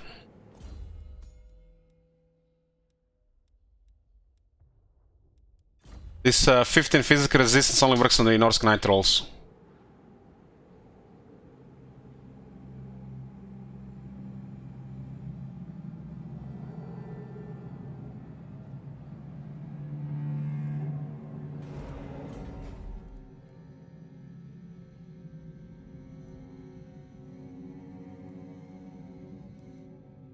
They're also slower than the trolls.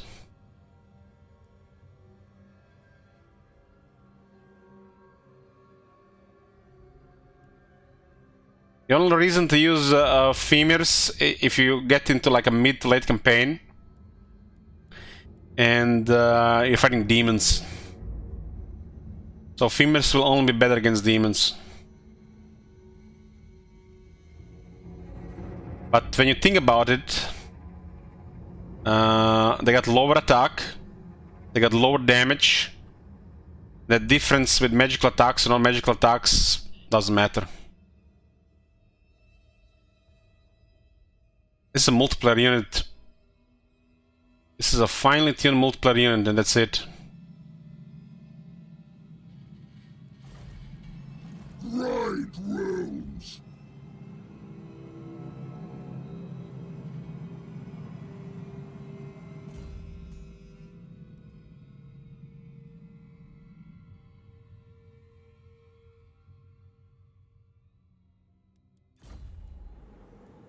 The Norscan ice trolls get so much damage to make femurs slower and irrelevant.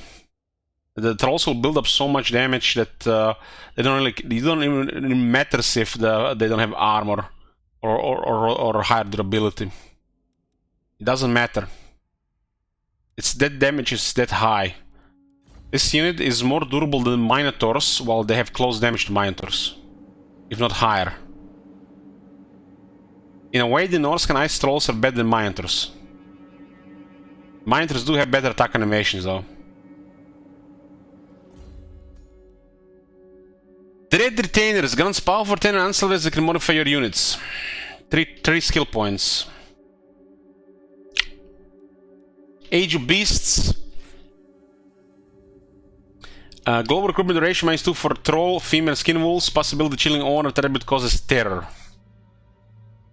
Now that's how you do a terror skill with other stuff. Trog is gonna cause such a massive slow, anybody gets hit by Trog is not gonna be able to move. Trog is going to cause a 70% speed debuff. They did tone down the frostbite.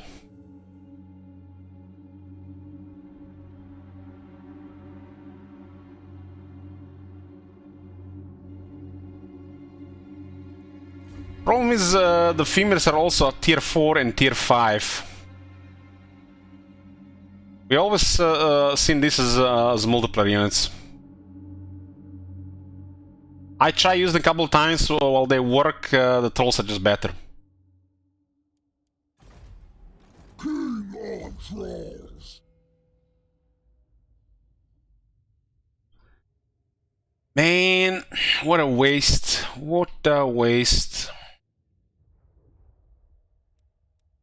If this one worked on the femurs, then I would agree with Looper. If this one worked on the femurs.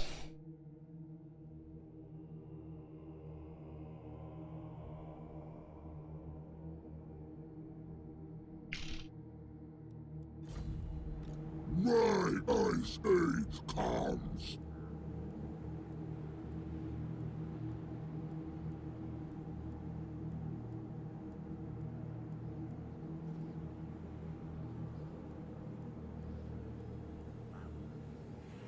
And they gave Norska trolls such high damage. And the regular trolls do good damage, higher than the femurs, but look at this.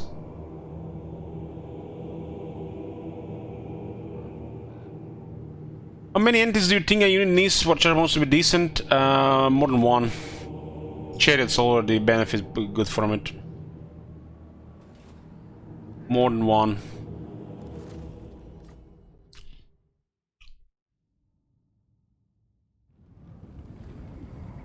Guys, I'm all about, you know, trying to use other stuff, but I am refused to use other stuff just because, you know, I haven't used the other stuff and I want to do something differently.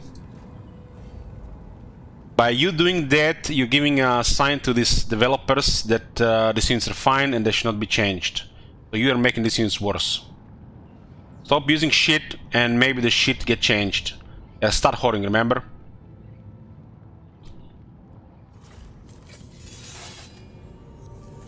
Who do we have next? Bretonnia. Oh boy. Champion of the lady. Blessings of One of the easiest and the most powerful factions in the game. And why? Because apparently they were not powerful when they got the list. Well, they were powerful since day fucking one. So, I love Bretonnia. The colors they have, they're probably the closest thing we ever gonna get to a good medieval total war again, because the CA will not get their shit together after Warhammer, no doubt. And they got just beautiful units, beautiful formation, and they got the best cavalry in the game. Best cavalry in the game, second to none. Like they should. Luan Leoncoeur is basically Karl Franz's version of for Bretonnia. Got shield mechanic, peasant economy, and equestrian based unit roster. This faction is terribly designed and terribly balanced, but it can still be fun. They kind of failed this faction in Warhammer 2, same as they did in Norska. But what can you do? Maybe they'll fix it in Warhammer 3. So we got Luan here with more movement range and little order size for lords. Oh, past the crap. Luan starts with all the Knights of Babylon locked and gets massive bonus when fighting against Force of Chaos, Greenskins, Undead. Massive, massive, massive bonuses. He also starts one of the strongest armies at the start of the campaign. Probably gonna stay the same. Why they failed this faction? Luan starts at the same location, okay? We'll be talking about this. Don't get me wrong, I love Bretonnia, but I think they should be more interesting and much more, like, you know, other things, and I'll tell you why. They are under some illusion that peasants' lives matter. Well, let's get this out of the way. The peasants' lives don't matter, obviously, but they think the peasant units matter outside multiplayer. The only reason to use peasants in the campaign due to shit system they created is in the garrisons.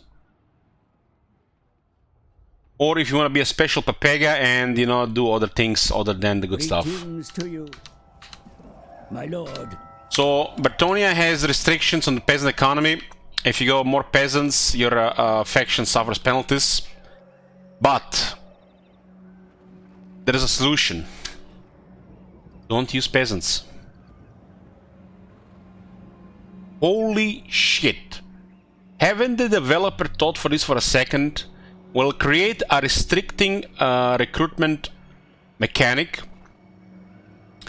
and if the players don't use peasants, they completely just make it irrelevant and pointless.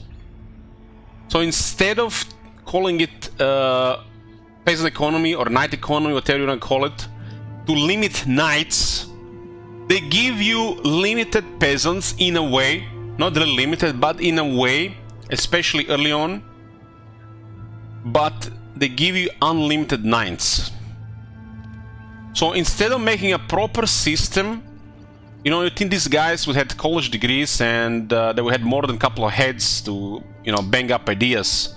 But probably one guy, you know, just delivering orders and everybody else too afraid to, you know, to say anything because they want to keep their job or something. So instead of having knights restricted and limited and peasants available, they do it the other way, the fucked up way. What's more, Bretonnia does not have supply lines. You can recruit 100 of these lords and the upkeep will not increase. That is in a way broken. I don't use this word lightly. Which means spamming knights is fine. By the light of the lady. This is Pegasus Knights, 248 upkeep. This is Knights of the Realm, 214 upkeep. The only things that's gonna restrict the knights are the vows, the vow system. But Luan has all of them unlocked. If you not have one of these unlocked, you are going to have serious problems with paying for these knights. They're gonna have crazy upkeep cost. But if your lord has the vows unlocked and using the right knights, you're just paying the base prices. So massive fuck up with this thing here. Knights should be restricted so the peasants actually have a place in the game, and not peasant ignored and knights just stomping everything. Bretonnia has knights that do really everything. Tank, murder, and even delete anything in the game. You don't even have to be a StarCraft Pro to out-win Bretonnia. The peasants, the Reddit peasants have complained about Bretonnia so many times. They buff this faction in a ways where any idiot can play this and consider it in having it the most powerful faction in the game. Too easy, too short, doesn't feel like it's been updated probably for Warhammer 2. Another thing with Bretonnia, there is multiplayer. Cavalry, scary in multiplayer, okay? So, the peasants are finely tuned esports units. Heck, they even nerfed battle skills for the peasants when the Bretonnia was originally released. Meanwhile, knights are fine. Just unlock the knights. You have knights only available on tier 2. And trivialize the whole game. You don't need to have any infantry, or any peasants or anything. Or if you're a special type of Pepega, spam peasant bowmen and artillery, cause melee sucks in Warhammer 2. Meanwhile, Bretonnia, one of the most powerful melee factions in the game, if not the most powerful one, debatable, and has a broken ass system with shit campaign objectives. That's it. So objectives need to be correcting, knight economy needs to be correcting, and what the fuck's up with these technologies? They added technologies at the start of the campaign which absolutely trivialize the whole campaign. Click, click, click, click, click, Confederate, Confederate, Confederate, Confederate, super power before turn 50. Meanwhile, by the time you start playing the campaign, the rest of the technology will never be researched because you already finished the campaign. If technology is not the proof that this campaign is completely imbalanced and broken and not put any thought into, I don't know what it is. These technologies, there's too many of them. The ones that are important can be unlocked immediately, and then they just end the campaign. So something has to be done about technologies, about the objectives, and the knight economy, and hopefully Bretonnia has supply lines come Warhammer 3, and it's gonna be a more interesting and challenging faction to play, and not ridiculously broken faction that trivializes the whole game. Not only that, but if you think the ground cavalry is too much for you, they got one of the strongest heroes in the game, Paladin. There is multiple buffs, the flying can be healed, ridiculous toughness. It seems like basic, slightly better than Empire Captain, but it's a god riding a horse. And then, other than the Super Paladins, they get access to one of the strongest units in the game, Royal Hippogriff Knights, which you can put a whole army of. Their economy is one of the best in the game because they don't play for the supply lines. Hopefully gonna get fixed, and they can have the most armies and the most powerful armies and just trivialize everything.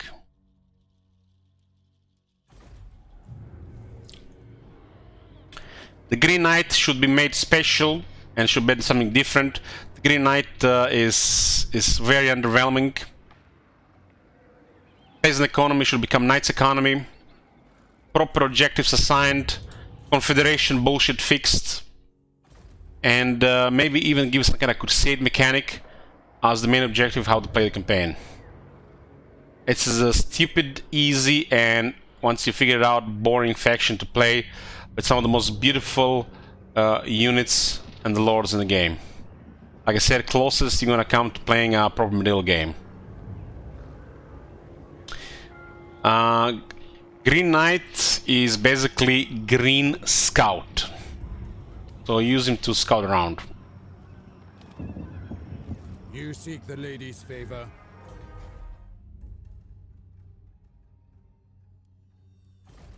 I need to say anything about those buildings. Let's look at Luan here. Luan is basically legendary Bretonnian Lord. Bretonnian Lords are strong, they're strong fighters.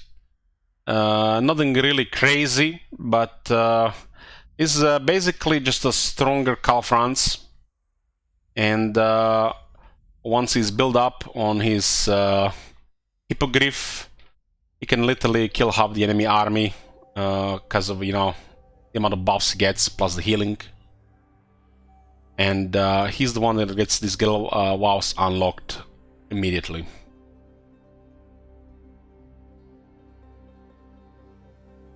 It's not really fast at killing stuff, but heck, monsters like this make even Tyrion look bad.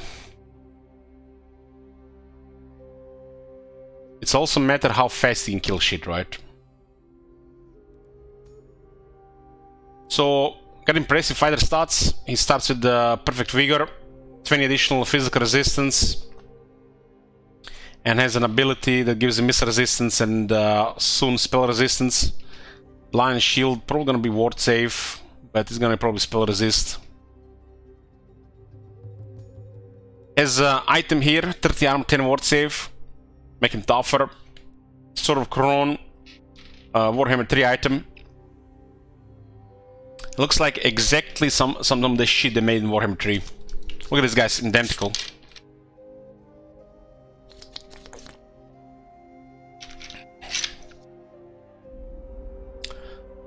It's Royal Pegasus and Hippogriff. The Bretonnian lords, they start on a horse.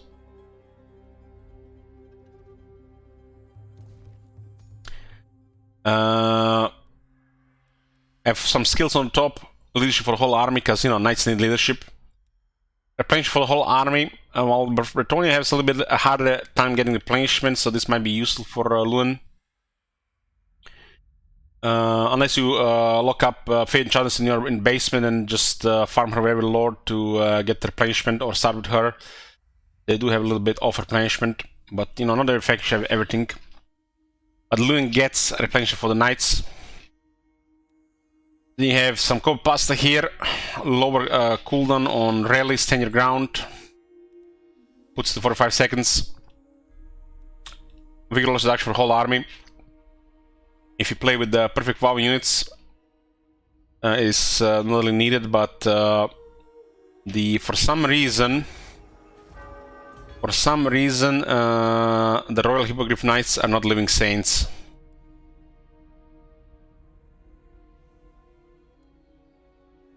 I don't know if this is a balanced reason for multiplayer or they're not.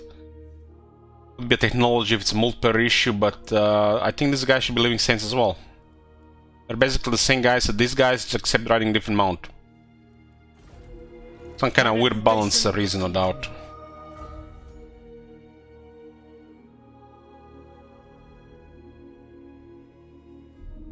Missile resistance. Fount of Honor. Recruit rank from Knights of the Realm and Questing Knights can be relevant. And upkeep dash from Knights of the Realm and Questing Knights can be relevant. This faction has no issues with economy. Unless this changes, this is kind of useless. There's also a bug with the Questing Knights, so they're free for this guy. So it's broken. Respected by all, 10 relations by all factions. That's nice. Minimize the bad RNG and make things more convenient. Clarion calls barracks. You see this building, guys? Never build it. Okay? Never build it. Until they put some kind of bonus on this building or fix the whole mechanic. Never build this building. At the start of the campaign, do this. Okay, so crap skill. Exemplary conduct. Chivalry plus 15. Chivalry is required to progress in the campaign. Capacity for the paladins. Recruit for the paladins. Doesn't say if it's local, province, or faction wide. So a little bit of inconsistency here. Ladies champion grants him regeneration. Beloved son of Bretonnia grants the whole army frenzy if Luan drops below half the health. Kind of shit for the player because you have regeneration, but for the AI it's very good. This type of skills only work when there's a regeneration available. There's a Lion Shield which lowers the cooldown disability.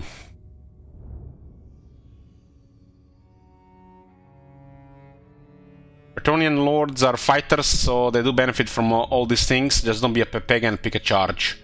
Because, you know, this guy's a horse, this guy's a knight, and knights charge, right? Right? This guy has 82 base leadership. Bretonnia has access to one of the strongest fighter traits in the game, Legend. And this leadership is useless, more so than any other lords in the game. That as well. So, got a fighter, a lord of Bretonnia, just a legendary Bretonnian lord with some little bit flavor. This was a free faction, so you get half-ass shit. But, you know, I think the lore is still fun. Regarding the battle skills, you got Lowborn Militia, 8 leadership, 8 defense for the militia infantry, not for squires though.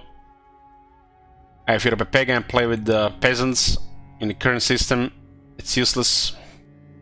Unless you try and do something special. You got the range skill here. I don't know why you ever pick this. Then you get the Worshippers of the Grail.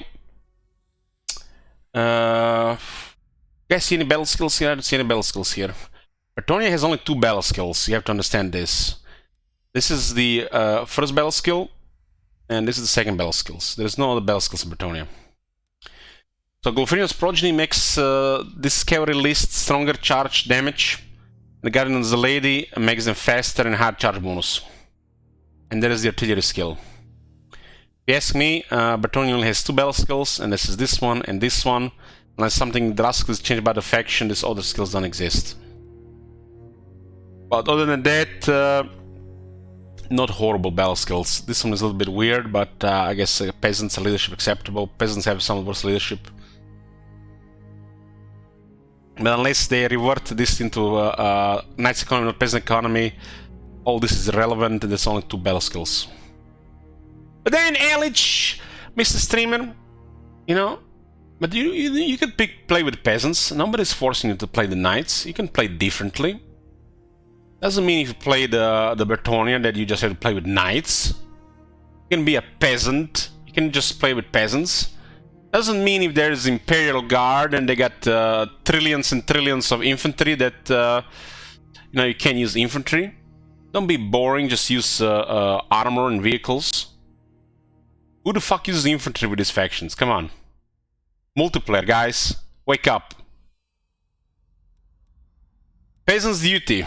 Leadership, armor, and physical resistance. Yes. Much wow. Peasants. Yes. Let's buff more peasants. Protectors of the realm. Good stuff. Cavalry. Armor, defense, charge. Chivalry code. I won't lie to you guys. You know, this battle skill gets me going faster than half of the Pornhub. 8% ward save, 12% damage, and 5 attack for the good stuff. This is absolutely amazing. And there you have the Pepega skill. If you are a very special person, you pick this. So knights, and there is nothing else unless something drastically changes with this faction in Warhammer 3.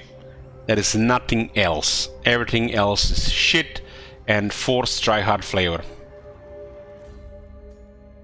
These units just have purpose in multiplayer, I guess. There's some generic shit here. Control, recruitment cost, what the fuck, and another what the fuck. Warhammer 1. Yeah. What the fuck? And at least it's 2 skills. And look at this. Income from industry plus 10% local region.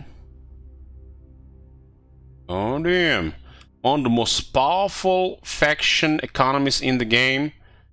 And you can still buff it by 10% industry in the local region.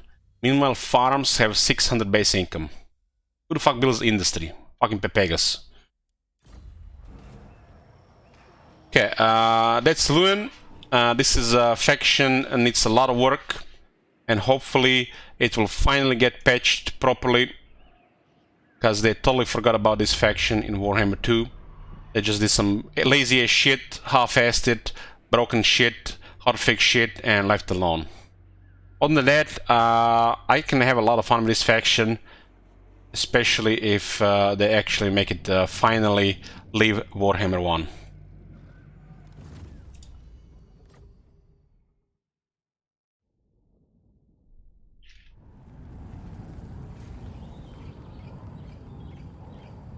Can you go into more detail why the campaign objective sucks? Sure. We got Albert Borderlegs guy, and he's one of the worst faction effects in the game. Still better than Mazdamundi. But something better than Mazdamundi is not saying much. This guy got moved to Lastria, so at least it's different, but it's one of the shittiest factions in the game. He was free, so we are not allowed to complain, but I'm complaining anyways. Fuck them. Shit faction effects, shit lord effects, and that's it. Let's go.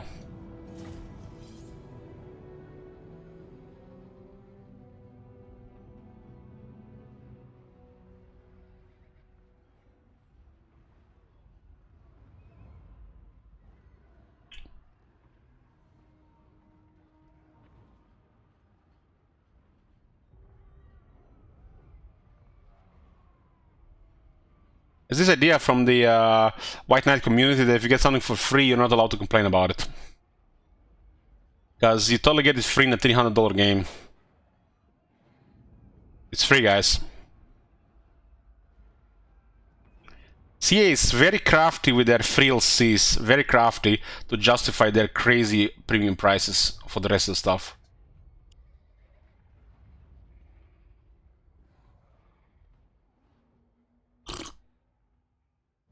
Hail, Alberic, my lord. Okay, so this guy starts also in Bretonnia, which kind of makes him shit. Unless you want to be a special Pepega that does things differently, you don't really bother with this. So, why is the objective crap? Kind of sucks, because this is it. You get his bar on the top, you feel it, you get bonuses, and you win the campaign. 2000 chivalry is very low. If it was 4000 chivalry, sure. We would actually play this campaign beyond early game. The chivalry, it's attainable pretty fast. And then you have a quest battle that's from Warhammer 1. But this is Warhammer 2.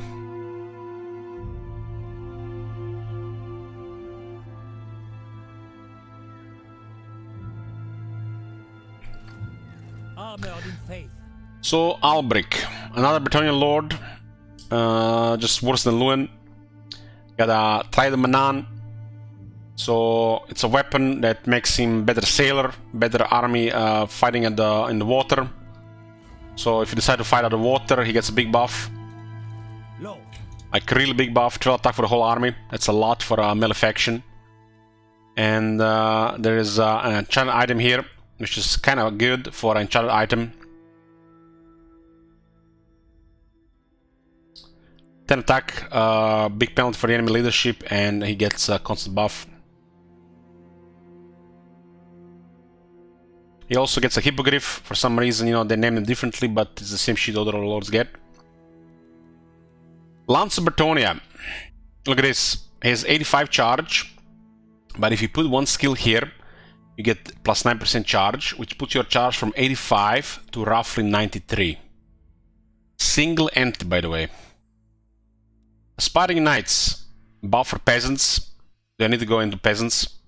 Why we don't care about peasants? Because the CA didn't make us care about the peasants. This is not multiplayer. Knights of the Realm. While having buffs for Knights of the Realm is fine, the Knights of the Realm work fine as they are. And there's Quest Knights here. One of the best tier 3s in the game. So irrelevant buffs. Koi pasta, koi pasta, koi pasta, koi pasta. And then there's the unique skills. Brace yourselves. Lead from the front. Get more hit points, hold the line. Nothing special, is only tough. Coastal expansion. Cheaper construction costs from coastal province, capital, and settlement buildings. Only coastal. Only coastal. Shipping lanes. Cheaper construction for resource producing buildings. Faster construction for resource producing buildings. And additional tradable resource produced 10%. Faction wide. This is a faction that has one of the most powerful economies in the game, by the way. Without even trying. Appoint Reeves. So it makes the peasant duty commandment grant additional growth, additional control, and tax rate. This nothing screams more than some lazy half-assed free faction than these 3 skills in the entire series.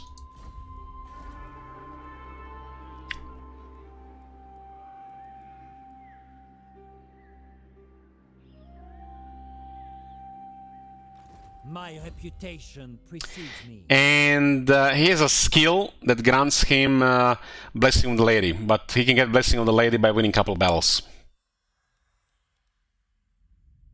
It definitely shows where all the effort went into the Luan.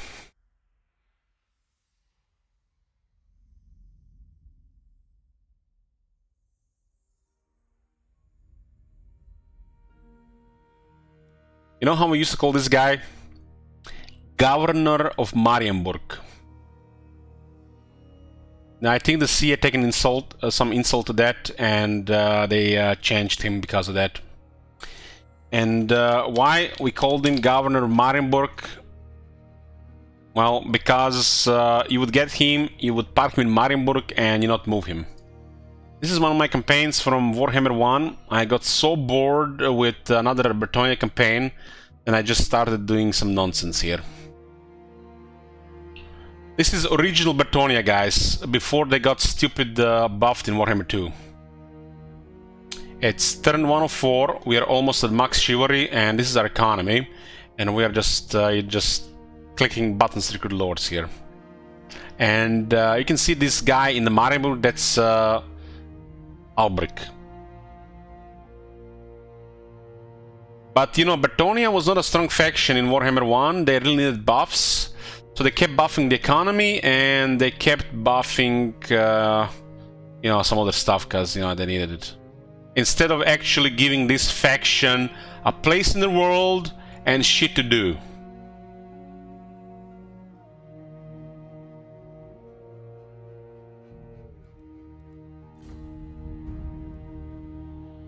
This faction is disappointed, but I still played a couple times. Sometimes when I feel like doing a challenging campaign or something different, like I did this guy like a medieval style campaign without no magic and nonsense, and we use peasants and stuff. You know, if you want to play some kind of crippled flavor challenging campaign, then you pick a shitty faction like this. And shitty in my book does not mean weak. I know this means in a lot of people's book weak faction, but in my book shitty is just shitty. Doesn't mean it's weak. Did they fix this? This guy has 75 speed.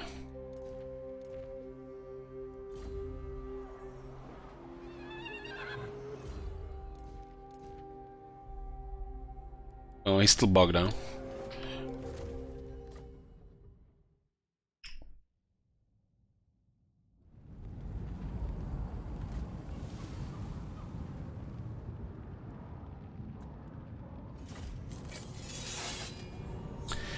The next lord is the Fey Enchantress. Look at those features.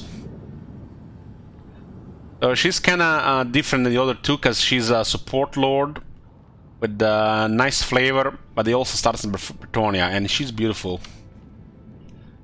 Like, yeah, that's all we can say. She does start with a unit of Guild Guardians in the army, and that's basically chosen horses. This faction has a different lord and different faction effect. They do have massive casualty replenishment at the start, and that's it. No other faction effects. Her effect, she gets fear, blessing of the lady, and cheaper Guild Guardians. So, bare bones, free LC, Warhammer 1 faction effect, and lord effect, but we still love her.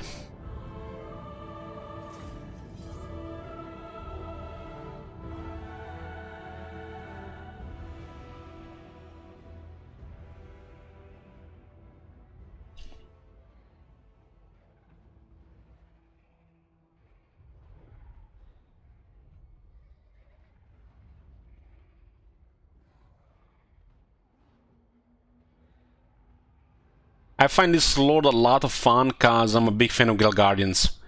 You get raise a stun in the first 20 turns, and you just need to change your pajamas because it's gets all wet from something.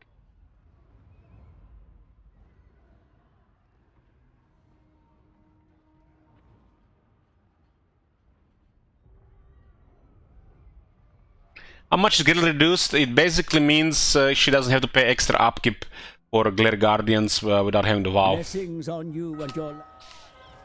My lord, the Duke's... So you can see here, for example. So Guild Guardians in her army cost 360. This is a amazing unit. You seek prophecy. In this army they cost 1160. So basically he doesn't have the Guild WoW.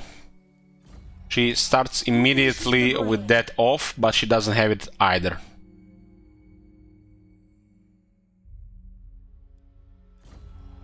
Who calls me hence? So you get a support wizard here, Lord of Life, so pretty amazing. She has a ability which can give a unit massive attack, which is noticeable buff 44 seconds, range a bit short. Completely noticeable.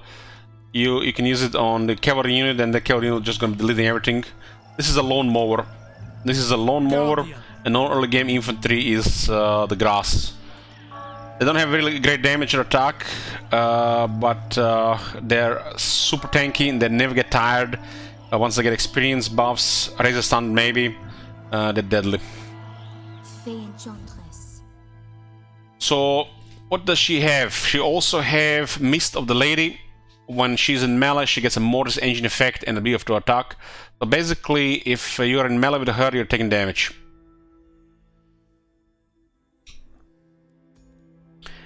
She has 2 items, Magic Resistance and lower the cost of Lord of Life. For enchantment item, this one is pretty good.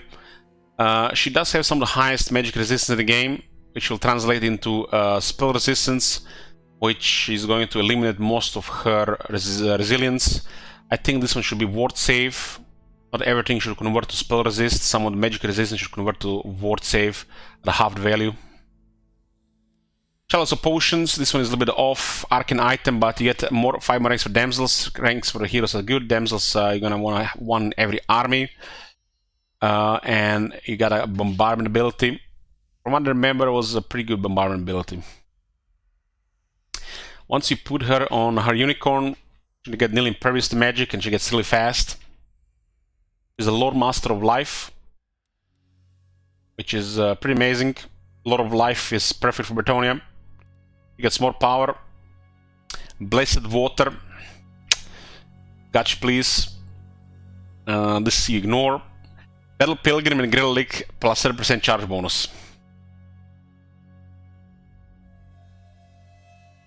I hope this skill is something else when I turn on Immortal Empress in 9 days. Secrets of the Grail. Battle Pilgrims and Grill Lick get 20 magic resist, so Battle Pilgrim Grill Lick flavor, but Battle Pilgrims are usable. They're like average infantry. The Grill Lick doesn't do anything. Her top skill grants her ward save, which is pretty nice. So she sells her bathwater. Every smart, beautiful woman sells bathwater. Because there are too many stupid men in the world. Where were we? Her unique skills, pretty bare bones considering she's a free LC stuck in Warhammer 1. Beacon of Devotion. Cheaper commercial buildings, faster construction commercial buildings. Sacred Duty. Guild Knights and Guild Guardians get attack and defense, pretty nice. On top of everything. Bretonnia do have some amazing buffs for Cavalry, which makes their Cavalry the best in the world. Lady of the Land. Sure. Secrets of the Otherworld. Prophetess, Lords, and Embedded Damsel Heroes, all armies. So I simply refuse to use Prophetess due to them having outdated traits. But I recognize Prophetess of Life being a pretty nice lord. But playing Bretonnia and playing the Prophetess makes no sense, especially when they're outdated, still in Warhammer 1. You seek the lady? So that's it. You can see these Bretonnian lords are kind of stuck in Warhammer 1. They definitely need a little bit more love. Couple more skills for sure.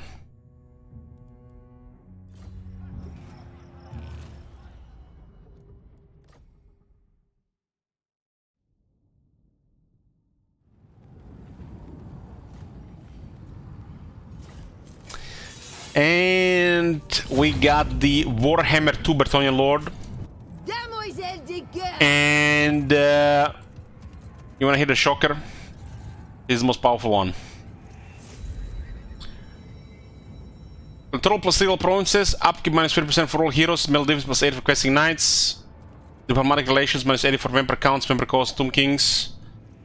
Her army has peasant flavor, but who cares? You're gonna use knights anyways. She starts with 2 regiments of knights, including questing knights. She also starts in the Southlands. This is a terribly balanced faction, even worse than the rest of Bretonnia. And this is probably the easiest faction and campaign in the entire game. She starts here.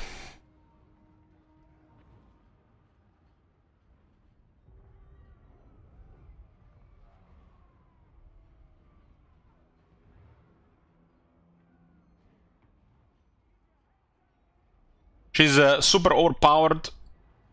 She's a female Tyrion that bullies everybody because nobody can fight her in Southlands.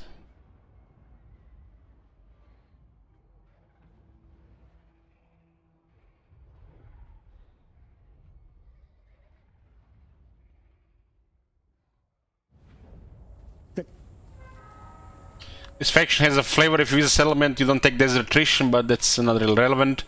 The same Bear Bones victory objective. She's basically a questing knight with really powerful stats. You don't really see it here, but when you see her in battle with her ability, you will see what I mean. I played there a couple times, I think twice. Her affection effects don't really do much. It's more about something else. True knight of Bretonnia. She gets a legendary paladin, which goes on a hippogriff. So basically she gets a lord for her army, which has additional buff for the cavalry, for the whole army. Yes, ready. And she does have actually proper skills like the other Warhammer lords, unlike the Bretonnia lords. Her weapon is weird, and I don't accept this. A really strong buff, but 24 seconds.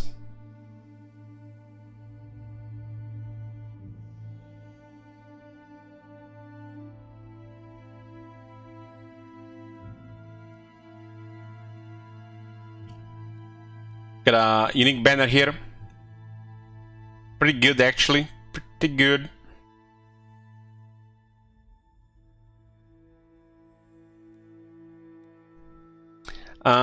When you have items like this, it means any enemy in the region loses 15% magic resistance. So she's a very strong lord. Think of it like a female Tyrion. She has some buffs for infantry, which is totally relevant. She has a ridiculous buff against the undead, which also works on cavalry. And this can be used with this as well, which totally trivializes any enemies, even with just shitty peasants. But once you put the Emerald Knights, it's just click, click, click, click, click, click, click, yeah, but dead. She gets more buffs here, attack and ward save. Some weird campaign stuff. And then the whole army gets Frenzy.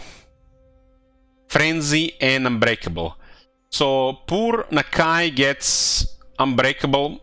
Meanwhile, her whole army, every single knight, Knight Errant, Knights of the Realm, Questing Knight, Grail Knight, Pegasus Knight, Royal Pegasus Knight, Royal Hippogriff Knights, every single one gets Frenzy. On top of that, she gets mega buff against the undead, and she fights undead.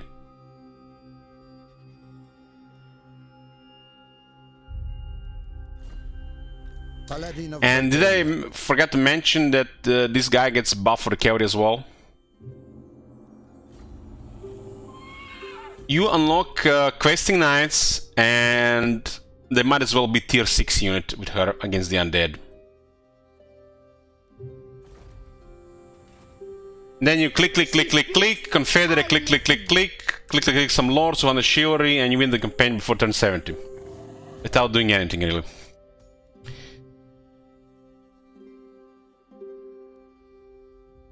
She does have an explosion, which is similar to one that Cedar has. They probably taken the same one and just named it differently. Somehow they did the same one for Grimgor, but they forgot to put the range on it.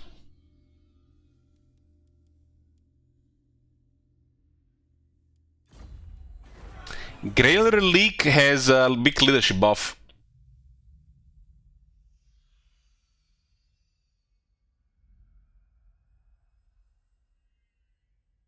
So she gets a really easy campaign, and the whole Bretonnia needs some more work.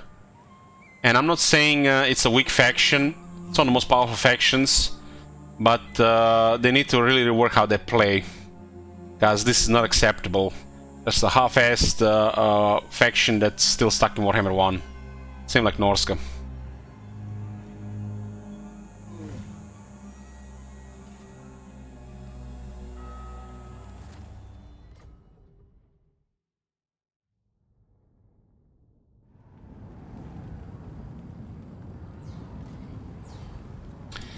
Who do we have left? Woodales, Beastmen, and Chaos, huh? We're gonna do those the next time, boys. That's enough yapping here. Protector of